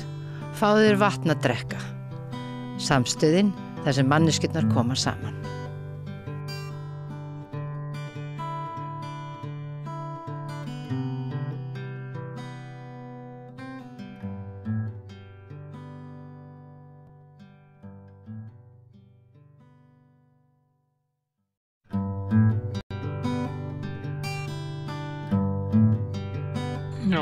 Nú þegar okkur hefur snjóað inni hérna allavega í Reykjavík þá er það snjallasta sem maður getur gert er bara að horfa aftur og vilja sig við minningar eða eitthvað gamalt og gott og notalegt. Ég á ekkert svoleiðis en Skúli Thoroddsen þú hefur skrifað hér bernsku og æskuminningar frá 7. og 7. áratug 20. aldarinnar dorgað í djúpi hugans. Er þetta notalegt? Já, mjög. Þetta er notalegt, ok. Mjög notalegt. Já. Herðu, en hvers konar bók er þetta? Er þetta ævisaga? Já, það er nú góð spurning, sko. Ég bara eiginlega veit það ekki. Sko, Eymundsson flokkar þetta með fræðibókum og þetta er nú ekki fræðibók eða handbók og ekki er þetta handbók. Fræðibók kannski. Þetta er handbók hvernig maður getur orðið að Skúla Thoroddsen. Já, kannski handbók að því, hvernig maður getur orðið, hvernig ég getur orðið. Þetta er sköpunarsaga þín. Þetta er sköpunarsaga. Ég velti fyrir mig spurningu frá existentialistanum Jean-Paul Sartre árið, sko. Það sem að segir á einu stað, sko, allt sem þú ert er frá öðrum komið. Það er alltaf augljóst að ég er ekki Japani, sko, þannig að ég er ekki komin af Japanum, en ég er komin af einhverju fólki. Og það er nú kannski þegar maður er komin á minn aldur, þá var nú kannski ekki svo galið að líta öxl og reyna að svara þessar spurningu. Hvernig var þið til, eða? Já, hvernig var ég til? Hvað varð úr mér, skilur ég meina, það eitthvað ráefni, það eitthvað bakland sem að mótar mig sem einstakling í æsku. Hvar liggur þetta bakland, hvernig leit það út? Og síðan náttúrulega það undir hverjum og einum að bera ábyrgð á sínu eigin lífi, taka afstöðu til þess sem að gerist eða hafa afstöðu leysi sem líka út af fyrir sig ákveðin afstaða, en maður mótast af einhvers konar umhverfi, hvernig leit mitt umhverfi út. En af hverju heldur þetta gerist þegar fólk kemur á þinn aldur? Að æskan kemur til manns? Já, ég held til dæmis, ég hef nú lesið töluvert eftir marga góða fræga rithöfunda og mér finnst þeir nú oft vera að skrifa sjálfan sig og líta öxl. Ég heyrði skemmtilega sögu að Davíð Oddssyni hérna daginn, þegar hann var blaðamaður hjá skólablaði MR og fór og hitti Þórberg Þórðarsson og spurði Þórberg að því hvers konar skáld hann væri. Og Þórbergur hann eiginlega glotti og svaraði Davíð þannig að hann væri svoleiðis skáld sem skáld eins og skáld yrðu á næstu öld. Og nú eru allir að skrifa sjálfsæfisugur, það ekki? Skáldæfisugur. Já. Og það getur alveg komið heim og saman. Ég meina, Þórbergur, hann leit öxl, skrifaði bækur sínar í Suðursveit, Bernskuminningar. Prúst, hann var nú þekktur fyrir það, heimsfrægur fyrir það að leita að glötuðum tíma. Þannig að það má svo sem segja að ég sé að feta í fótspor Prústs og Þórbergs Þórðarssonar, þó ég ætla nú ekki að líkja hæfileikum einhverjum sama við þá menn. Hvötin getur verið svo sama? Hvötin sjálfsagt svo sama að maður vill vita, maður vill fara í rætur sínar. Og síðan náttúrulega get ég svo sem sagt að ég hef stundum verið að segja sögur sveitinni, sögur af pappa, sögur af ömmu og Jórunn kona mín heitin, hún sagði nú eitthvað tíma við mig, ég meina, akkur skrifar þetta ekki niður, handa börnorðinum og barnabörnorðinum. Já, það var kannski ekki svo galin hugmynd, þannig ég byrjaði nú svona með stílæfingar dóla mér við þetta á undanförnum árum.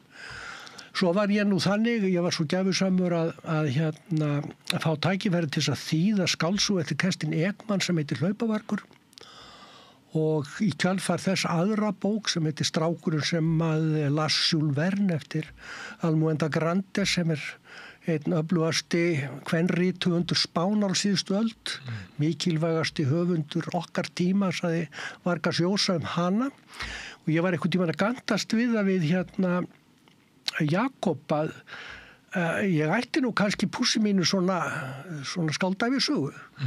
Hvort það væri kannski til að gefa hana út, svona einhverja minnismóla. Nei, sagði Jakob, ég gef ekki út skáldæfisögur, ég gef út æfisögur. Þá sagði ég, já, ok, þá á ég æfisögur. Þannig hófst þetta nú eiginlega. Þetta ekki gamalt hugtak skáldæfisaga, þetta Guðbergur bjóta til. Já, ég meina þetta hugtak bara núna. Kannski 97-8 eitthvað svoleiðis. Rétt fyrir aldamót. Já, nákvæmlega og það akkurat það sem gerist og ég segi nú reyndar frá því svona mín upplifun að ævisögum eiginlega svo að allar ævisögur eru í raun og veru skáldæfisögur vegna þess að höfundurinn þá búin að þæfa sannleikan og aðlaga hann að sínum sannleika og svo leggur hann bara borðið Svo minnið líka góður ritstjóri. Já, gleymir ímsu. Þá lenti ég til dæmis í þeim vanda þegar ég var að skrifa þessa bók, þessa minnispunkta. Auðvitað eru þarna atvik og atriði sem að ég get flettu hefur verið fjallað í blöðum, einhverja staðreyndir. Ég tók bara það ákvörðun að leita engra heimilda. Kanna ekkert hvort ég hefði rangt eða rétt fyrir mér. Heldur láta minnið ráða. Og þá var mér svona dett í hug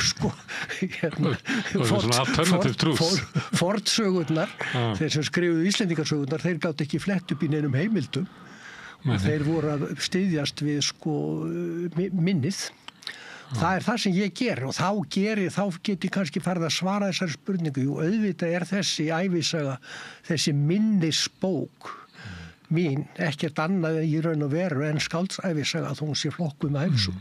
Aðeins að hverju fólk að gera þetta. Eitt að sagan einhvern veginn kemur til manns þegar maður eldist af einhverjum ástæðum. Kannski vegna þess að maður að nálgast dauðan og manni orðið ljóst að svo veröld sem maður sjálfstæð veröld, hvernig ég upplifi heiminn, að ég ber eiginlega í mér veröld sem að mun hverfa þegar ég dey. Kannski það vilji á því að skrá einhvern veginn þessa veröld sem að mun ekki verða. Þetta heldur það sé? Nú ætla ég ekki að svara fyrir neitt nema sjálfa mig, Þá kemur upp þessi spurning trú, til hvers maður að þessu, Er þetta ekki bara hégumleikinn sem rekur mann áfram frekar en eitthvað annað, vegna þess að svona litteratúr, hann náttúrulega jafn forgengilegur og allt annað, og hverfur og engum til gagns, held ég veit ekki, En það ekki svo í mörgu að leiðin eiginlega erindið, að það að skrifa þetta, ekki endilega afraksturinn? Jú, það má eiginlega segja það, það sé ánægjan við að skrifa, þetta ánægjan við að rifja upp sinn feril í lífinu, samskipti sín við samferðafólk og kynni. Það náttúrulega ævintýri út af fyrir sig að gera það. Og ég segi nú eins og Proust sagði þegar hann fann mynd af Magdalenukökunum, ég meina, ég lýsi því í þessari bók, minn fyrsta minning í þessari bók, í raun og veru fjallar það þegar ég eins og hálfs árs. Eins og hálfs árs. Það getur ekki verið, segja menn. Maður man ekki svo langt aftur. En það sem gerðist hjá mér var það að þetta var á nýársnótt, það var 1951, áramótin 50-51, að það kemur raketta inn svefnherbergisgluggann þar sem ég svaf og sprakk þar inni og kveikti í hjónarúmunum mamma og pappa og þennan atburð sé ég fyrir mér enn þann dag í dag. Ég meiri sé að stundum finn lyktina og ég tala nú ekki á gamla skvöld ég sé að skjóta rakettum. Þetta var bara stór viðburður, bara reynda gleimunum. Já, ekki hægt, þetta tráma sem að maður verður fyrir, sem betur fer slupur og allir, en allt í kringu þetta.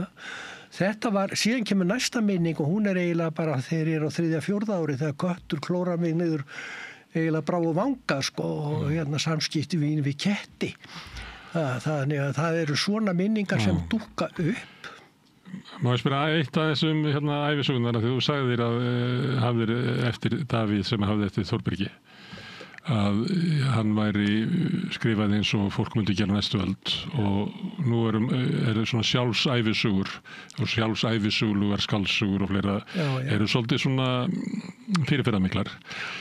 Getur verið að þetta tilheyrir svona okkar tíma, svona, vitundin hafi svona farið svolítið inn í, við erum náttúrulega sagt að við séum að koma af miklum einstaklishyggju tímum og það svona minni áhersla á svona eitthvað sem félagslegt og annað slíkt. Já, nú spyrðu mig eins og ég væri bókmennafræðingur, en ég náttúrulega ekki bókmennafræðingur, ég lögfræðingur. Þannig að ég geti svarað þessu lögfræðilega þannig að menn vildu þá ekki láta hanga sig á einhverju sem kæmi fram í skáldævisögunum. En ég meina, svo frábæra bók sem ég las í fyrra eftir hana Guðrúnu Evu, Mínervudóttur, Undir trjánum, stórkostleg bók, og hún leggur hann á borði sem skáldævisögu. En þegar maður les þá bók, þá þetta engin skáldævisaga, þetta bara ævisaga. Eða ævisögu brot, skulum við segja. En hún náttúrulega fer varlega sviðið. Og þá náttúrulega miklu hendura að kalla þetta skáldsögusögu. Því að hún þarf ekki að segja allt. Hún þarf ekki að fara í, eigum að segja, heimildir sem að hægt sé að sannreina þó í mörgum köflum bókarinnar meiri sé ég þekkti þarna ákveðin svið og ákveðina sviðsetningar sjálfur. Þannig að þetta svolítið merkilegt, það erfitt að segja þetta. Það náttúrulega í sagnamennskunni að þá býr maður eiginlega til nýjan sannleika með því að segja söguna. að sagan hefur svona innri sannleika. Já, hún að endurvarpa eitthvað sem hefur gerst, en leið og sagan mótuð, að þá verður til svona, eitthvað svona innri sannleikur. Já, ég náttúrulega alin uppið ákveðna sagnahefð. Ég meina, amma mín Theodóra Thoroddsen var náttúrulega sagnakona og langafi minn, Jón Thoroddsen, var náttúrulega skáld og við systkinabörn Jóns Thorodsens voru nú að stuðla að endurútgáfa flugum bara núna í þessum mánuði í tilefni 100 ára ártíðar hans. Sko, ég ólst upp við sögur pappa af þessu fólki, hugsaðir. Pappi minn segir mér sögu af afa sínum sem var fæddur 1818. Ég gæti sest niður og kannski ég búin að því og skrifað ástarsögu Jóns Thorodsens skáld og kynni hans af kærustunni, afleiðingum þess þegar hann í staðinn fyrir að svipta sér lífi gekk í danska herinn og hvaða afleiðingar ástarsorg hafði fyrir hann samkvæmt munnlegum heimildum föður míns. Önnur versjón þeirra sögu yrði þá saga sagfræðinganna sem fær að fletta upp í gölum bókum og það yrði allt öðruvísi saga, held ég. Þannig að segja sögu í raun og veru afskaplega skemmtilegt. Íslendingar hafa alltaf haft gaman að því að segja sögur og hlusta á sögur. Kannski þetta minna núna en áður var að inn í ættum séu geymdar svona sögur sem að ferðast. Menn hafa nú eitthvað verið að velta fyrir sig hvað þetta getur gengið, hvað maður getur muna langt aftur með þessari aðferð sem þú ert að vitna. Meðal annars þegar menn að velta fyrir sér sagnarfi Íslendingasagnanna sem eru skrifaðar 200 árum síðar. Já, nákvæmlega. Og þar var náttúrulega var í samfélagi þar sem að sagnaminnið var í hausnum á fólki. Já. Og það var eiginlega þá fyrst byrjað að skrifa. Já. Núna þegar við erum munum ekki neitt lengur, tökum mynd af öllu, eigum kannski geta barnabörnið þín sýnt sínu fólki myndir af þér á öllum augnablikum ævinnar og allan matið sem þú borðaðir, sem þú tókst með símanum. Þannig þá kannski munum við ekki neitt. Já, en það sem líka það festist ekkert í sögninni eða sögunni. Nei, það sem var bara með heimildir. Það sem var nú líka svolítil hvati minn af því að skrifa þessa bók það að móðir mín var nú psoriasissjúklingur og fór nú inn á Landspítala til bóta meina sinna sem voru þá afskaplega sóðaleg tjöruboð. Ég finn nú enn lyktin af því og ég forðaðist nú þann stað eins og heitan eldin að fara að heimsækja hana þar og af það inn eins og múmíu. Það var svakalegt og ég var þá sendur í sveit í Laugarás í Biskupstungum. Lendi þar inn ég lík við að segja harmsögu Nú 7 ára gamall, árið sem ég verð 8 ára, ég sendur í sveit norður í Skagafjörð til Mónika og Merkigili, Skagafirði og þar kynnist ég eiginlega búskaparháttum landnámsmanna.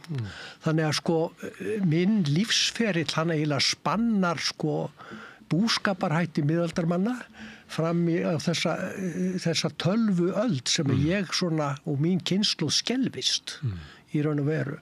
Og ég vildi pínlítið líka kannski taka þetta breytingaskeið, festa það í sessi, hvernig þetta var. Og þá náttúrulega associasjónirna leiða þá stundum til þess að ég rekk úr fortíðinni yfir í nútíman í bókinni, Þannig þú þig væri hægt að segja að stundum líður tíminn svo hægt að ekkert gerist en síðan líður árþúsund og einni mannsæfi. Nákvæmlega. Það akkurat það sem hefur gerst hjá mér, Einhver leyti, þótt að ég hef ekki heyrt orðið þetta nákvæmlega svona, að þá þetta, hvað við segja, goðsögnin sína kynslóð í Íslandi. Að þetta kynslóð sem hafði eitthvað svona kynni af óumbreytalega Íslandi. Lifði á mölinni oft í miklum fólksflutningum og miklu róti og svo opnaðist Ísland þegar fólk heyrði fyrst Bítlana spilaða.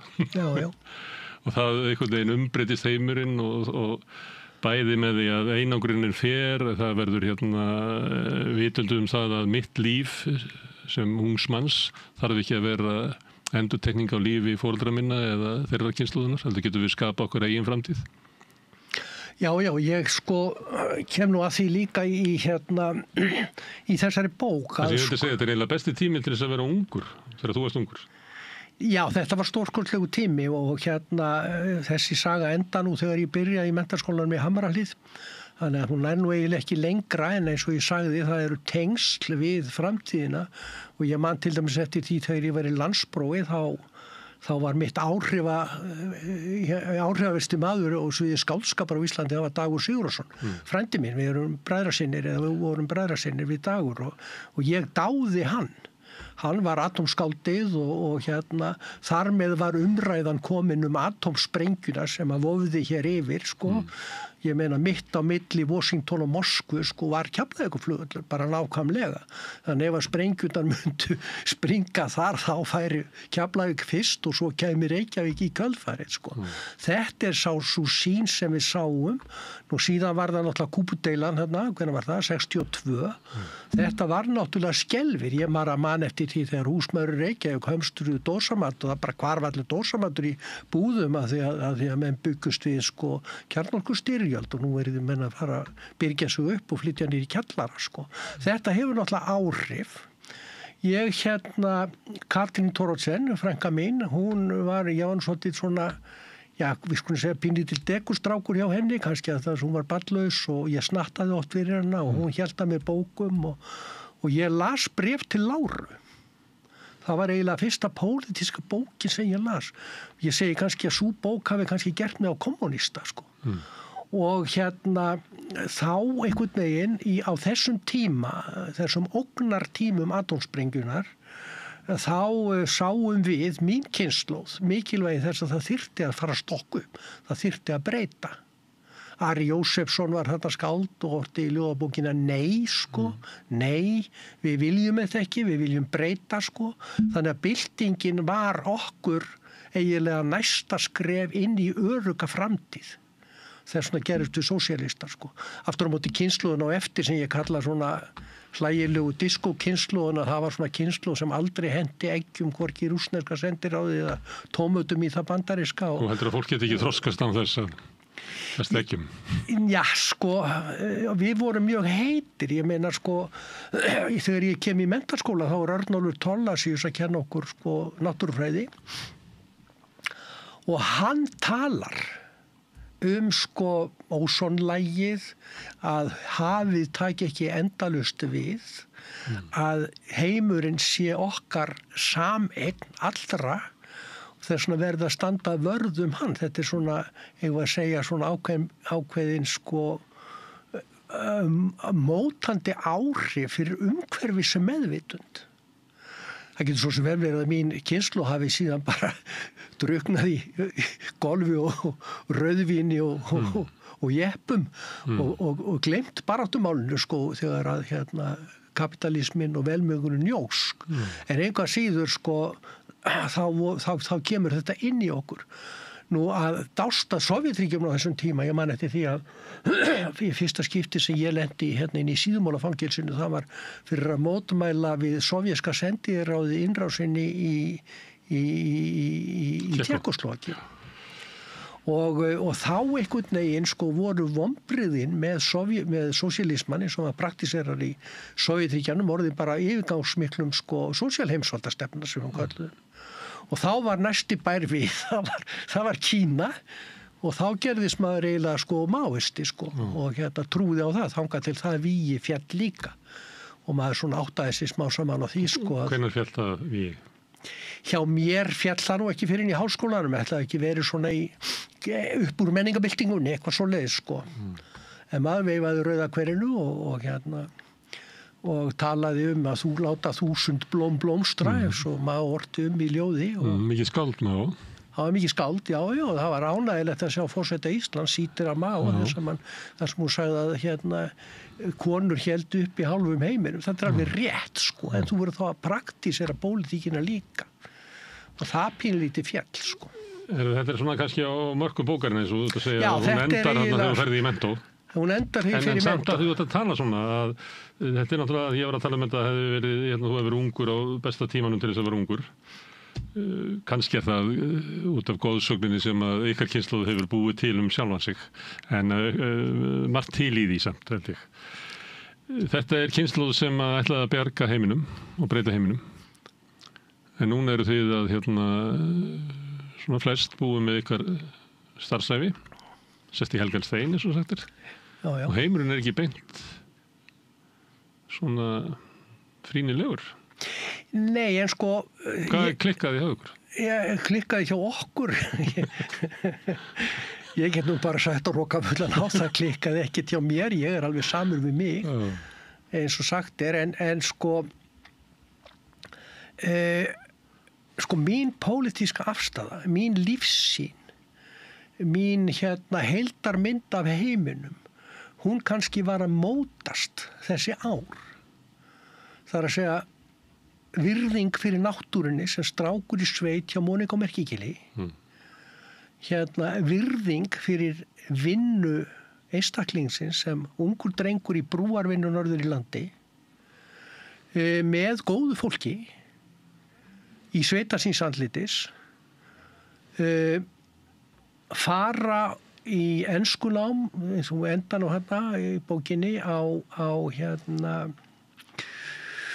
til Englands og gefast upp á því og fara með tveimur vinum mínum, Gunnar Gröndal og Binni Thors, bara til Parísar og San Sebastian og Spáni í svona vikuferð, bara 15, 16 og 17 ára strákar, skilru, og mæta við fransku landamærin bara einhverju svona Guardia Civil með vélbyssur, sko. Þetta var náttúrulega dálítið hrikalegt, sko, að mæta þarna fasistunum augliti til auglitis. Þannig var þetta 1966 á Spáni. Sko, þegar maður horfir tilbaka og spyr sjálfa sig að því býtunum við, hvað varð úr þér? Hvernig varð þitt líf? Hvar hófst mótun þinnar lífskoðunar? Ég meina, Mónika Merkigili, hún á sinn þátt, Katrín Thoroddsen læknir á sinn þátt, pappi minn, mamma mín, Vestfirðingarnir sem ólust upp hér, sko, norður við Ballarhaf, sko, í ölduróti sjóslitsa og örmunga. Sko, öll þessi saga, hún gerir eitthvað úr manni og maður getur ekki, sko, látið þetta fram hjá sér fara. Þú ferð að taka, eins og Jean-Paul Sartre segir, þú ert ábyrgur fyrir þín lífi, en þú verður líka að taka afstöðu. Og á hvaða grundvelli ert að taka afstöðu. Þú tekur afstöðu á grundvelli þínar eigin reynslu og þeirrar heildarmyndar sem að maður sér af því samfélagi sem að maður býr í. Og þá segir maður, það er vankantar á því. Hverju viltu breyta? Hvernig ætlar að breyta? Og þegar maður er ungur, ákveðin, hjarta á réttu stað, þá vil maður bara gera byltingu, sko. Taka sér vopn í hönd og berjast, sko. Síðan náttúrulega þegar maður eldist, þá verður maður ígrunda hlutina betur, leita leiða á einu pólitíska sviði og svo mjakast þetta smá saman hægt og rólega áfram í rétta átt. Og ég hef nú alltaf verið svona pínlítið þarna, ég var að segja á vinstri kantinum eftir ég yfirgaf maóismann á sín tíma á 7. áratugnum. Ég var í Alþýðubandalaginu, tók þátt í að stofna, skal ég segja þér, Samfylkinguna á sín tíma, sko. Bara eins og við, unga fólkið, 68 kynslóðum, vildum gera. Við vildum reyna að sameina vinstriöflun í landinu undir einn hatt, hætta þessu rugli að vera með hverja höndun upp á móti annari. Það tókst að sumuleiti, að öðru leiti ekki. Sjáum það í dag. Og kannski erfitt að vera með einhvern varanlegan árangur í einhverju svona flokka. Það er mjög, það er mjög erfitt. Kvikur heimur. Það er mjög erfitt, en sko síðan náttúrulega, ef maður horfið til dæmis á íslenska samfélagi, hvernig það hefur þróast, sko, eftir mynda, ég held að mín kynslóð, 68 kynslóðin, ég meina, við tókum afstöðu með homum sem var tabu á þeim tíma. Ég meina, ég átti vini meðal hinsegin fólks og okkur þótti ekkert athugavert í það, hinsegin fólk sem flúði land. Mín kynslóð gerði engar athugasemdir við þetta. Ég náttúrulega, sko, afi minn og amma, þetta var fólk sem barðist fyrir jafnrétti kynjanna. kvenréttindabaráttan mér í blóðborin, hún bara, ég tók hana með hafragrautum á morgnana sko, án þess að vita af því sko. Og þetta fer náttúrulega inn í 68 kynslóðina líka og með fullri virðingu fyrir kvennalistanum og kvennaframbúðinu og öllu því. Þá held ég að það sé 68 kynslóðinu fyrst og fremst að þakka að þessar hreyfingar spruttu áfram, að þær fengu tækifæri til að vaxa úr grasi og skilaði sér þessum gífurlega árangri eins og við sjáum bara á Austurvelli hér núna helgina sko. Kosningu Vigdísar og allt þetta sko. Arnarhóli. Fundurinn var á Arnarhóli. Arnarhóli segjum. Já, herðum. Þetta er varnaræða 68 kynslóður. Já, þetta er varnaræða 68 kynslóður en ég skal alveg viðurkenna það að sko ég fór að læra lögfræði og ég get svona sagt frá því hér og nú sko að ekki vegna þess að mig langaði að verða hæstaréttardómar eða lögmaður eða eitthvað slíkt sko en í sósíalismanu var það þannig sko að borgarastéttin og valdatæki hennar var náttúrulega voru dómstólarnir og lögreglan og lögfræðin og ef þú ætlar að þekkja óviði þá voru að vita samkvæmt hvaða leikreglum maður leikur. Þannig að þú fórnaðir í lögfræði? Ég fór í lögfræði til þess að gera þetta. Svolítið svona barnalegt eftir á að hyggja en allavega ég hef haft gaman að mínum fræðum en þetta var síðan mitt lífi brauð svona mestuleitið og ég var komið víða við annars þar. En sko mín kynslóð þarna, þessi 68 kynslóð, ef ekki að segja það að hún hafi pínlítið orðið fórnarlamb velmegunarinnar. Það varð skyndilega gífurleg velmegun á Íslandi. Allir þurftu að eignast íbúð í kjallara, geta keypt sér íbúð í blokk, til þess að geta keypt sér íbúð í raðhúsi, til þess að geta fengið sér einbýlishús eða jeppa. Þannig að menn svona einhvern veginn fókuseruðu á sko hinn efnahagslegu gæði og bara gleymdu sér í eigum að segja efnahags velmegunar sukkinu. Einhver leyti voru það kannski vonbrigði með að byltingin kom ekki? Vonbrigði með Sovjet, vonbrigði með Kína og síðan líka að sko það blómstruðu náttúrulega listir á Vesturlöndum, hið frjálsa orð var mikið smetið meðan það var bannað þar eystra. Ég er nú mikill aðdáandi Majakovskis og rússnesku skáldana á byltingarárunum í Sovétríkjunum og ég sé alveg fyrir mér sko þau ljóð, sá skáldskapur sem þá var, hann gekk í raun og veru allur út á þessa frelsis hugmynd loksins væri hægt að fara að framleiða ljóð skilur fyrir almenningi. Loksins höfðu menn frelsi til þess að tala og þetta frelsi ríkti eiginlega fram á 4. áratuginn þegar Stalin leysti ekki á blikkuna og fór að grípa til sinna sjálflegu ráða. Snemma á 4. áratuginn. Snemma á 4. áratuginn.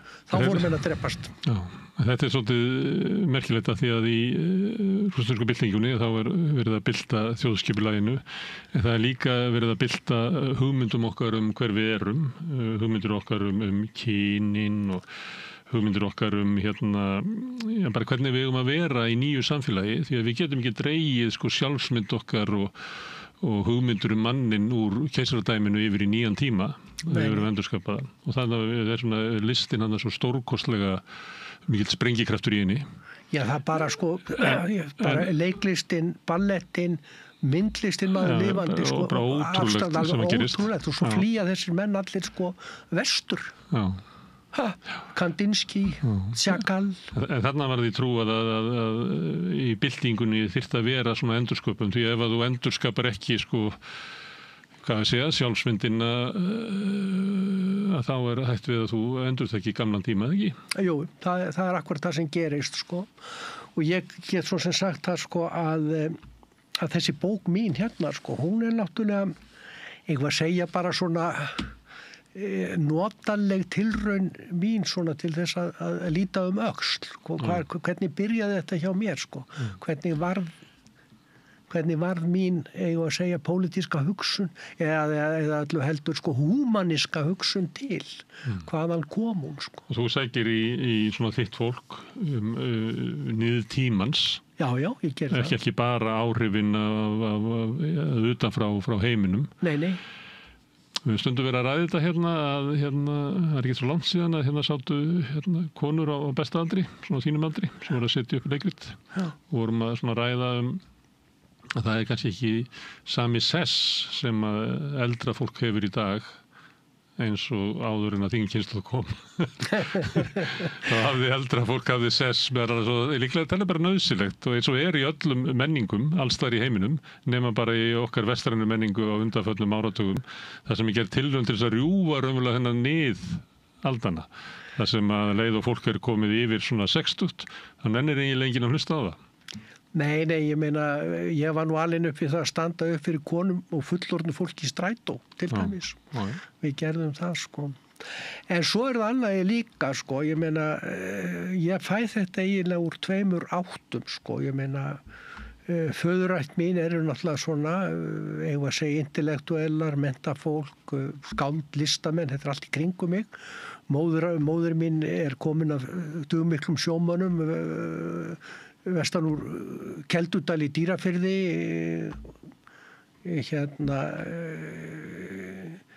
útvegsbændum og hörkufólki, sko, dugnaðarfólki.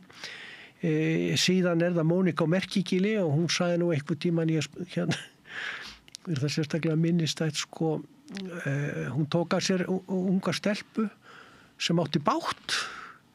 Hvað er það að eiga bátt? sagði ég og þá segir Mónika, sko, skúlminn, það er að finna til í hjartanu með einhverjum. Skilur, ég meina, það er ákveðin lífsviðhorfi í sveitinni, sko. Mónika var náttúrulega mikið trúuð og þarna í Austurdal var Ábæjarkirkja, minnsta kirkja landsins sem var svona hennarkirkja. Og það er svolítið gaman að segja frá því að ég var látin hreinsa flugur úr þessari kirkju, sem ég segi nú frá í þessari bók, fyrir messu til að undirbúa messuna. Og altaristaflan í þeirri kirkju er engin, heldur er það bara gluggi sem snýr út í brekku. Og þá ert allt í einu komin inn í atómstöðun eftir Halldór Laxness, sem er að lýsa kirkjun hennar Uglu. Og altaristaflan veit út í allífisbrekkuna. Og þá er maður komin í sveitina, í náttúruna, í allífið, hver býr í þessum dal. Hvaðan komum við Íslendingar? Ég meina, þetta er Eyðidalur, þetta eru fyllt af tóftum, þarna bjó Bóluhjálmar, þarna varð Jónas Hallgrímsson næstum því úti. Skilur þannig að þarna voru sögur af fólki langt aftur í aldir sem að maður einhvern veginn ólst upp við í hrikalegri náttúru. Ég held að sko Merkigilsbærinn var þekktur fyrir það var hrikalegasta heimreið landsins að nokkrum sveitabæ yfir Merkigili áður en að brúin kom á Jökuls á austari. Og í þessu umhverfi var maður að alast upp í klettunum á einstigi, teimandi kannski trossu af 3-4 hestum, bakkahestum, yfir einstigið og maður er 10 ára gamall. Þetta er náttúrulega sko rosalega mótandi. Svo þegar maður kemur aftur á þennan stað inn í þessa náttúru þá, hún eiginlega gerir það verkum þessi náttúra, hún hrópar á mann að koma þangað aftur og þá spyr maður sig af því, býtum við, hvað gerðist þegar ég var lítill barn? Af hverju skiptir íslensk náttúra mig svona miklu máli? Að fara á fjöll, að skoða blóm, að hlusta á árnið eða fluguströmi í gili eða dimman djúparaddaðan bassa í góðum fossi, sko. Allt einhvern veginn hefur þetta gerst á þessum 4 árum mínum sem ég var í Merkigili og þessum 3 árum til viðbóta sem ég var í Skagafirði þarna í brúavinnunni, sko. En hvort er náttúrun að kalla þig til sín eða kallar þetta þig til þín? Svipað og þú nefndir Prúst áðan og Madalínkökuna sem skýtur honum aftur í æskuna. þá það minningin sem að flytur þig til einhvers ástand sem að þú varst sem barn, líklega í einhverju skjóli og öryggi sem að þú síðan tapaðir. En kannski það er ekki náttúra sem að kalla þig til sín. Nei, þetta er athyglisverð spurning. Ég meina, ég hef stundum haft það ganni mínu að mála svona myndir, svona abstrakt myndir, sko. Þá mynda fjalli, sko, einhver sérstöku fjalli, heldur bara eitthvað sem kemur inn úr djúpi hugans. Og þetta er nú akkurat það sem að maður að reyna, þess vegna heitir kannski bókin Dorga í djúpi hugans, að því að maður að fiska upp einhverjar gamlar minningar og reyna að skilja þér. Og þá eins og þú segir, ég meina, hvað kemur fyrst, hænan eða ekki, sko. Það má líka spyrja þig að því að þú varst að tala áðan áhrifin sem eru orðið af fólki og hugmyndum. Hvort að þú upplifir að þú hefur verið aukt blað áður, eða hvort að þú hafir verið eitthvað sem að dregur til sín þessi áhrif? Hefur þetta í því? Nei. Afsakar ég spyr, ég bara að ná í mann sem nýkomin úr endurminningaskrifum sinum. Ég nýkomin úr og er í þá, ég meina. Það kemur annað bindi? Ég veit það nú kannski ekki, en allavega, ef þetta væri fyrsta bind á ævisögu minni, þá eru þau nú ansi mörg, sko. Það eftir því, en ég á nú ekki vonað að ég nenni því.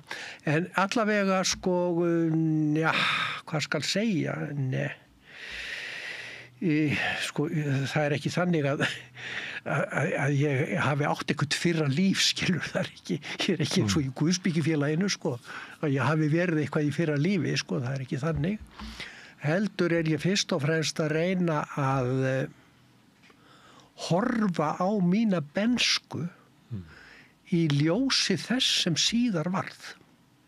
Og það svolítið skemmtilegt, finnst mér. Það kannski megin inntækið í þessu, sko. Við vitum náttúrulega ekki hvernig við verðum til. Þess vegna kannski gaman að þessum ferðalögum, þess að fólk að reyna að ráða.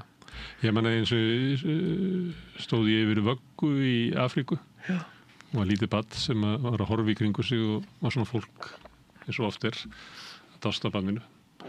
Og þá sagði gömul kona, hún að leita að því hver hún vill verða. Og þá trúðum því að barni gæti raunverulega pikkað upp eitthvað og ákveða að verða þannig. Simone de Beauvoir, hún sagði nú í sinni frægustu bók, Hinu kynnu, The Second Sex, sko. Þú fæðist ekki sem kona, þú verður kona. Og það mikill sannleikur í því, sko. Ég fæðist ekki sem Skúli Thoroddsen, heldur varð ég þessi Skúli Thoroddsen. Ég ekki afi minnið að langa við að Skúli Magnússon frá Goddölum eða eins og skúlanafnið get ég rakið aftur í ættir, skilur. Ég ekki þar, heldur verði ég þessi Skúli Thoroddsen. Og hvernig varði ég þessi Skúli Thoroddsen? Ég að reyna að grubla það upp með því að dorga í djúpi hugans. Stundum talaði við fólk og þægiða til að segja mig frá föður sínum og móður og ef það fóstur þá það mjög skemmtilegt að þá kemur svona að eitthvað hef ég frá foreldrum mínum og svo eitthvað frá það sem ég var í fóstri. Já. Og svo kemur með nafni að þau nefnir þetta og fjóruðu ekki breiðu til nafns.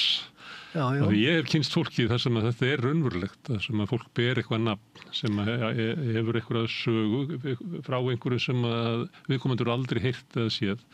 En ég alltaf í einu tilfelli hef ég á tilfellinu að hafi mótað viðkomandi meira heldur bæði faðir og bóðir og fóstrið. Því það að hugmyndin að eiga að rísa upp inn í þetta nafn, það bara mótaði viðkomandi. Já. Þannig ég spyr skúlanafnið, þessum að þú er margir skúlanir að það? Já, sko, ég heiti náttúrulega í höfuð á afa mínum, Skúla Thoroddsen ritstjóra og sjálfstæðishetju, skulum við segja, sem tók slaginn við fyrir sjálfstæði Íslands á sín tíma, sko. Sem þú kynntist ekki? Sem þú þekktir ekki? Ég þekkti hann ekki neitt, en sko auðvitað þekkti ég hann af sögum föður míns, samkvæmt munnlegri geymd og hef náttúrulega lesið sko bæði ævisögu hans og aðra sögur hann og hans hlutverk. Ég hef lesið ræður sem að flytta á þingi og þekki hann vel. En sko, ég er ekki hann.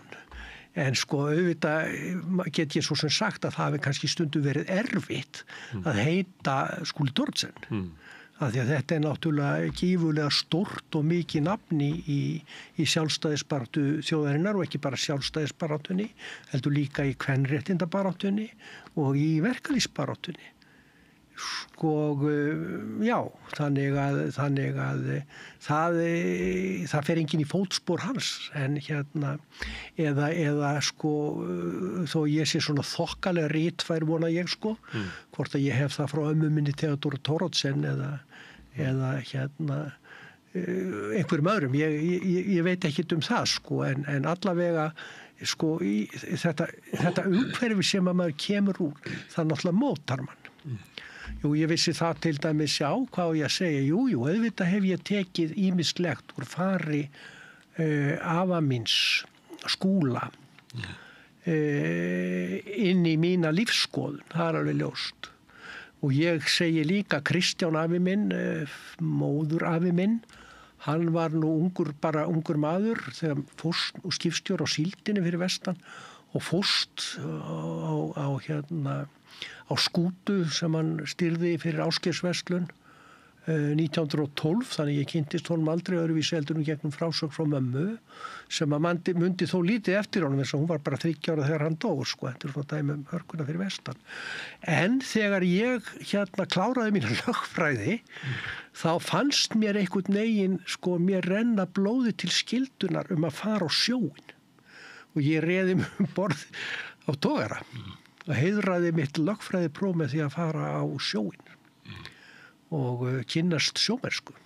Að vísu stutt en einhvað síður hvers konar líf var það, ekki allt annað að vera á skuttogara, fyrsta skuttogara landsins eða kannski seglskútu fyrir vestan fyrir 100 árum. Fólk við vita þetta mátt nafnsins eins og er ekki sjálfstæði fólki sem er Ingólfur Arnarsson Jónsson. Jú. Kannski ef einhver er að leita nafni fyrir bandið sitt þá ætti að kannski huga að gefa því alvöru stórt nafn til þess að lifa upp í. Já. Þú ert að tala gamla daga, hinn horfna samfélag þar sem að fólk var sá fólkið sem var illt í hjartanu. Við erum nú er fólk í alls konar vanda. Kannski aðeins áður ég kem að því að þú ert að tala svona þú ert að vinna 10 ára og eitthvað fleira því að svolítið ríkt í umræðin að tala að unga fólki í dag hafi ekkert ungt fólk lifa aðra eins tíma. Það er svo mikið álag á þeim og mikið áreynsla að vera ungur í dag. Ég langaði að spyrja því þú varst að lýsa þannig æskuðinni þar sem varst með 4 hesta í taumi eftir einstíginu. Hvað finnst þér svona hugmyndur að það sé hefur aldrei verið verra að vera ungur heldur í dag? Já, að vera á Merkigili, koma þar sumari sinni 8 ára, vera í 4 sumur. Fyrsta sumari var maður náttúrulega bara að moka fljórin og gefa hænunum, Síðan var maður settur á lítið orf og ljá og látin hjakka þúfurnar. Þannig að það þurfti það var slegið, það var reyndar hestasláttu vel þarna, en það þurfti að sinna verkum og þarna var Mónika með dætrum sínum 4 og 1 syni, konan í dalnum og dætundar 7, hún átti reynda líka son, en Guðmundur G. Hagelin hefur þótt þetta miklu flottari bókatitill að kalla þetta konan í dalnum og dætundar 7, en það voru 4 heima og það þurfti náttúrulega sinna búinu og þar voru engin karlmannsverk og þar voru engin kvenmannsverk, það voru bara verk sem þurfti að vinna og þú lagðir þitt að mörkum eftir getu og það gerðu við strákarnir, allt var unnið með hestum þarna. Þannig að þegar maður var búin að kannski reka kýrnar þá var næsta verkefni dagsins, það var að fara út í haga og ná í þá hesta sem átt að brúka þann daginn. Hvort heldur var að sækja vöru út fyrir gil eða beita þeim fyrir sláttuvélina eða beita þeim fyrir svona borðspýtu með gaddavir og torfi til þess að mylja taðun í túnið Þannig að maður bara vandist við það að vera partur af lífinu og mesta erfiðisvinna sem ég lendi á Merkikili að því mér varst það var að stinga út úr helvítis fjárhúsunum. Bera hnausþunga, skýta köglana út og kljúfa þá í flögur og raða upp í þurrkun svo hægt var að nota það í eldavélina til þess að sem brennsli, sem eldi við, sem við. Þannig að sko, þegar ég horfi núna á þennan heim sem nú þá gera börn ekki handtak sko. Þau eru bara hérna í tölvunni sinni og hérna eru ekki þáttakendur í lífinu á sama hátt og ég fékk að upplifa. Heldur einhvers konar fyrirbrigði sem eru höfð í geymslu á leikskólum eða í skólakerfinu og koma þaðan út inn í þessa tækni veröld sem að nú ríkir og ég veit ekki hvert stefnir, ég þekki það ekki sko. Þannig að það er voðalega erfitt að bera þetta saman. Þjóðfélagsbreytingar það hafa orðið þessar og ég meina jafnréttisþjóðfélagið kannski að leiða þetta af sér en í mínum huga ef ég horfi á nútímann þá finnst mér börn í þessu íslenska samfélagi vera verulega vanrækt og sum svo mikið að það liggur við að sé hörmungar ástand við það. Á þess að ég sé að fara nánar út í þá sólma sko. Þá erum við komin út í pólitík. Vanrækt að hvað leyti? Já sko ég horfi til dæmis bara á hérna vímuefna neyslu, einmannaleika, offitu vandamálið, pizzuátið, gósþambið, einmannaleikan yfir tölvunni, þú ert ekki að lesa bækur, þú ert ekki að nota þitt eigið frjóa ímyndunarafl til að skapa, heldur alltaf að þiggja. Og það einmitt sköpunin sem gerir þig að mannesku, að þú hérna hafir hæfileika til þess að hugsa abstrakt og þar alveg taka afstöðu til þess að vera að gerast í kringum þig. En ef þú ert stöðugt þiggjandi, þá ertu smálsamar að eyðileggja sjálfan þig og brjóta þig niður og þú hefur ekki vit á því þegar þú ert kannski bara krakki. Það sagt í svona kynslóðafræðum sem er tilvíst að kynslóð eins og þín sem elst upp kannski við svona eitthvað harðræði. Þau fara svo vel með börni sín að herðabörn ger ekki neitt. Já, sko, börn minnar kynslóra voru nú þessi svokölluðu lyklabörn til að byrja með. Börnin sem gengu sjálf ala með lykilum hálsinn svo þau kæmust inn eftir skólan en þau voru kannski á sinn hátt skapandi vegna þess að þau lásu bækur. Þau gátu leikið sér úti. Þau höfðu ekki þessa mötun sem núna er í spjaldtölvunni eða símanum eða hverju sem það er. Þá ætla að koma hérna samfélaginu í Kanadaga og það sem að fólk syndi þeim sem fundu til í hjartanu. Við erum með í samfélaginu, þú talar einmannaleika og við erum með... Já, ég ætla að leiða þetta. Fólk fann til í hjartanu vegna þeirra sem áttu bátt. Já, ok. En ég held að vera að lýsa þess að einhverjum sem eins og gerist að fólk að einhver leiti gefst upp gagnvart lífinu. Nú það kallað kulnun eða alls konar hlutir. En þetta hefur alltaf verið til. Það er erfitt að vera manneskja. Það er erfitt að standa uppréttur og oft bugust við stundum langan tíma og stundum skamman tíma og þá skiptir máli í hvað svona samfélagi við búum, hvernig samfélagi tekur á mót okkur. Manni finnst að vera mikið í dag í samfélaginu þess að fólk er svona einhver liti að bugast og ég meina þú nefndir einmannaleikan og ég nefndi kulnun og við getum haldið áfram sem að fólk á einhvern hátt tapar áttum eða á erfitt með að finna eitthvað líf sem að fullnægir þeirra væntingum. Já, sko bara Já, en sko við sjáum þetta á sama tíma og við erum alltaf að reyna að sýna okkur svo rosalega sæl. Já, sko ég tek alveg undir þetta en sko það sem er það góða við þetta að þetta element samstöðunar, styrkleiki fjöldans, samkenndin, hún er til staðar. Sjáum það bara þegar það er að rifja upp snjóflóðin á Flateyri, helgina. Við sjáum það til dæmis í þessum stóra fundið þarna á Arnarhóli, sko. Samstæðan til staðar. Þegar á reynir, Grindavík, þegar á reynir þá stendur þessi þjóð saman. En ég var að vísa kannski svona meiri svona enganlegri sálarháska, eins og þú tókst dæmið af hérna. Já, nei, ég tek alveg undir það, sko, að það er þetta tvennt, sko. Annars vegar það einstaklingurinn sem að kannski horfir fram hjá, ekki tilbúin til þess að axla ábyrgð á náunganum, lætur sér í létturúmi liggja.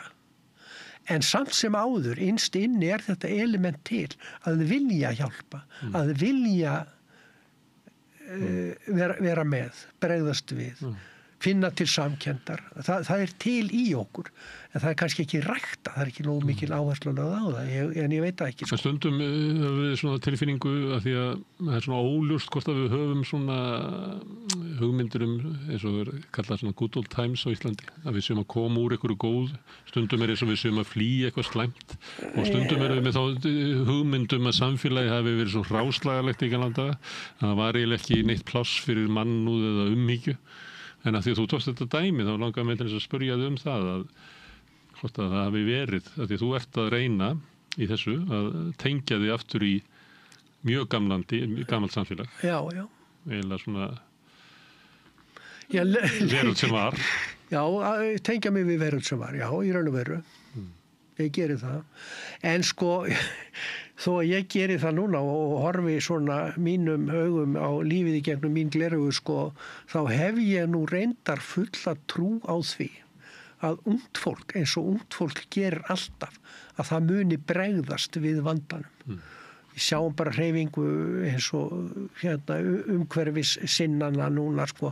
Unga fólkið að átta sig á þessu, sko. Ég menna, sko, það tímaskekkja að vera ekki umhverfis sinni í dag.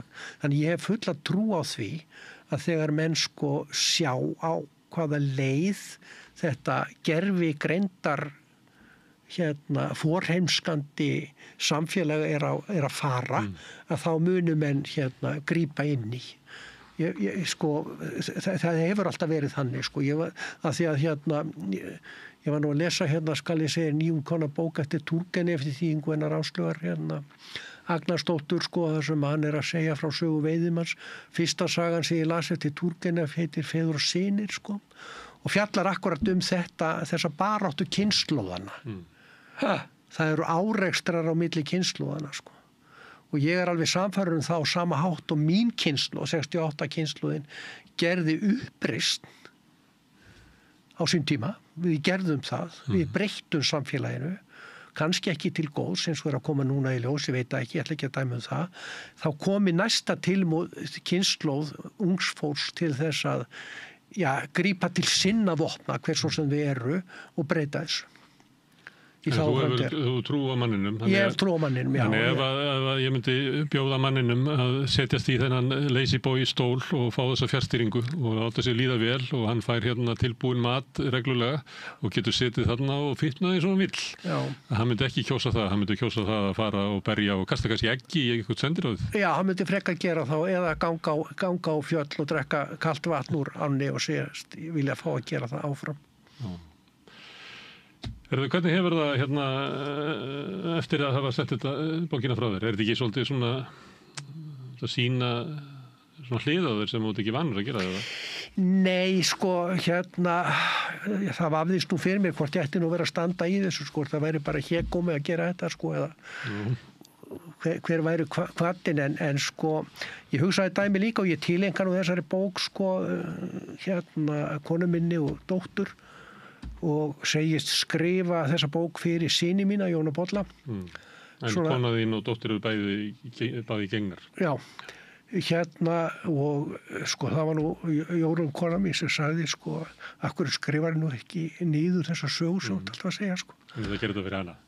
Já, og kannski fyrir strákana líka og barnabörnin, þannig að það sé að minnstakosti eins og nú sagt gluggi. Pínlítill gluggi inn í það umhverfi sem ég sprottin upp úr og þar leðandi þeir líka. Af því að ég auðvitað tel ég mig hafa haft áhrif á mín börn. Mér veist óþarfið hjá þeir að vera eitthvað vísa í hégómleika. Við búum hérna náttúrulega saman í samfélaginu og við erum að gangi í gegnum alls konar breytingar, bæði með aldrinum og líka í samfélaginu. Og það mjög mikilvægt að þessi flest okkar, eða helst öll, tjáum okkur upplifun okkar, lífið okkar. Ég þekkti þessi mann sem að sagði svona, ef að þú þegir, að þá ert að ræna annað fólk samkennd, áttur á því. Já. Þannig að þá kemur allt í einu skylda okkar að segja okkar sögu. Já, en svo kemur þetta líka upp, sko, ég skil það, maður á ekkert að vera yrkja fyrir skrifborðsskúfuna sína, sko. Það er náttúrulega þvæla og ég hef nú stundum verið að gera það og setja á svona einhver ljóð eða eitthvað svona hugsanir á blað og jafnvel á fésbók eða eitthvað slíkt, sko, mér til gamans. En svo kemur líka upp þessi heimsbyggilega spurning, sko, til hvers lifum við? Til hvers var lifað? Til hvers lifað, sko. Það margir spurt að þessu. Já. Og menn enn að velta þessari spurningu fyrir sér og ég reynda líka í þessari bók. Ég held að sé þannig að sá sem að finna svarið, að hann deyr. Þess vegna þetta eilíf spurning, sko. Ég held að ég næðir í máttavöld taka þannig burtu sem að finna svarið. Svo við getum sittið hérna eftir og velta þessu fyrir. Já, ég var á fyrirlesti Pál Skúlason upp í háskóla í vor einhver tíman. Og þá var sögð svo skemmtilega að saga Páli, hann átti það til að spurja nemendur sína svona úfor varendis, ertu trúaður? Til hvers hann spurði var náttúrulega, sko, menn vita það ekki, en þetta er náttúrulega heimsbyggileg spurning, sko, ertu trúaður? Þetta er náttúrulega spurning sem ég hef að sjálfsögðu spurt sjálfa mig, sko, en... Nú, ertu trúaður? Já, kannski svarið finnist hér, sko. Ég held, sko, að það sem að það var einn ágætur maður sem sagði, sko, það sem Páll var að meina með þessu var það að þegar þú þarft að taka afstöðu í lífinu þá ber þér að horfa inn á við, ekki bara hugsa með heilanum, heldur gefa hjartanu pláss, leita inn á við í þína eigin hugsun, áður þú tekur afstöðu til þess að geta tekið afstöðu sem að þú ert sáttur við. Annars ertu bara að reagera á eitthvað. Já, nákvæmlega. Þannig að, sko, svör við þessari spurningur er náttúrulega margar og í mínum huga, sko, gæti maður svo sem sagt, sko, að trú er eitthvað skylt orðinu að treysta og ég treysti því að það verði sem ég vænti að verði. Ég treysti því til dæmis núna í snjókomunni að ég komist heim. Ég trúi því að ég komist heim í Garðabæinn út úr snjóskaflinum hérna fyrir utan. Þannig að já, ég trúi því. Ég skilur hvað er að fara. Já, það er stundu sagt að það sem þú treystir á, það trúur á. Já. Þannig að þú treystir á peninga, þá trúur á peninga. Þannig er það bara. Já. Þannig að þú voru að passa þig á því á hverju þú treystir. Ef þú ætlar að treysta á að bíllinn komið þér ákvað, þá trúur á bílinn. En það ætlar að treysta því að þér myndi farnast vel á leiðinni, þá hefur trú á lífinu. Ég var einhver tímann, skal ég segja þér, starfaði við sjúkrahús og ákvað að læra lýðheilsufræði við Norræna heilbrigðisháskólann í Gautaborg. Kynntist þar mörgu ágætu fólki, meðan annars las ég grein eftir mexíkanskan uppeldisfræðing sem hét Freyja og hann sagði spurningin lífshamingjuna. Hvað það væri, hann sagði það er ekki hægt að svara því, það er allir að leita lífshamingjunni, en það er ekki hægt að gefa neitt einsvalt svar við því hvernig maður fari að því, að fá öðlast lífshamingju. En það væru vörður á leiðinni og þessar vörður væru, þú þyrftir að hafa góða heilsu, þú þyrftir að hafa þokkalegan efnahag, geta lífað af, þú þyrftir að hafa vinnu, en sem sagt ekki endilega vinnunar vegna, heldur til þess að geta speglað þig í öðru umhverfi heldur en heima umhverfinu, til þess að þú getur öðlast þína eigin sjálfsmynd og sért þar af leiðandi færari að standa augliti til auglitis gagnvart öðru fólki, meðvitaður um það hver þú ert og hvaða afstöðu þú hefur sjálfur til lífsins. Og svo náttúrulega heilsa skiptir máli og annað í þeim dúrum. Mér finnst þetta mjög merkilegt, Þú ert ágæta heilsu? Já, alveg þokkalega svona með aldur. Já, ég bara nokkuð reyni að fara í sund og svona og göngutúr og fara til fjalla og vera í náttúrunni. Þetta sáttur við að vera á þessum aldri og að vera að skrifa endurminningar og horfa tilbaka? Já, ég það sko. Ég hef átt mjög gott líf og mjög sáttur við það. Ég veit ekki hvort ég hef gert eitthvað öðruvísi sjálfsagt ef ég hef fengið tækifæri til þess en þá hefur náttúrulega orðið allt annað maður. Kannski, ég veit það ekki, en allavega, ég held að það skipti máli að maður sé sáttur við sjálfan sig og reyna að rækta það með sér. Þessa sátt við sjálfan sig, að sætta sig við hlutina eins og þeir eru og reyna að taka afstöðu til þess sem að maður sannlega getur breytt í sínu fari. Það hefur verið mitt lífsmotto í 40 ár að reyna að efla sjálfstæða hugsun og þakklæti fyrir það sem er. Herru, Skúli, takk fyrir að koma hingað og spjalla við mig bókina sem varst að skrifa og þakka þér fyrir að skrifa bókina. Takk fyrir það. Og nú förum við og gröfum okkur út úr skaflinum og reynum að komast heim. Takk fyrir. Ég þakka fyrir mig.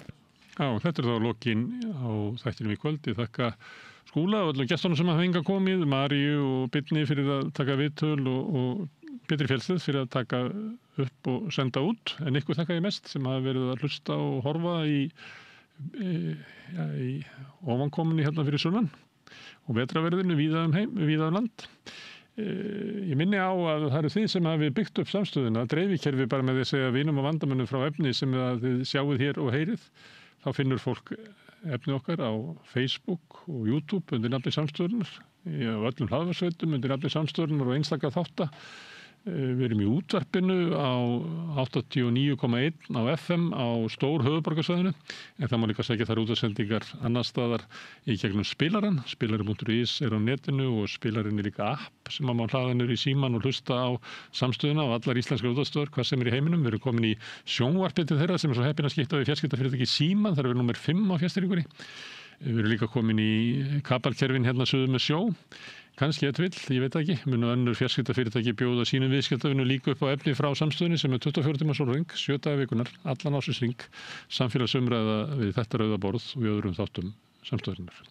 Það sem að knýr samstöðun áfram er sá hluti áhorfenda og áheyrenda sem hafa gerst áskrifundur, fólk sem að telur að samstöðun sé mikilvæg í samfélaginu, kannski sérstaklega á þessum síðustu og vestu tímum þegar við þurfum að leggja okkur fram að viðhalda fjölmiðlum og lýðræðislegri umræðu í samfélaginu.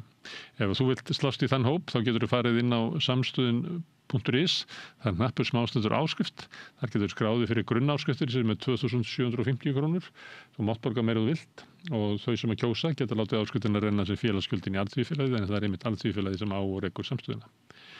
Þetta er orðið gott hjá okkur í kvöld, nú förum við heim og reynum að koma þeim í gegnum snjóin og svo sjáum við aftur hérna á morgun, annað kvöld klukkan 8, þá var það fréttir á samstöðinni. Segðu það á samstöðinni. Samstöðin er í eigu hlustenda, áhorfenda og lesenda. Sláist í hópinn og gerist áskrifendur.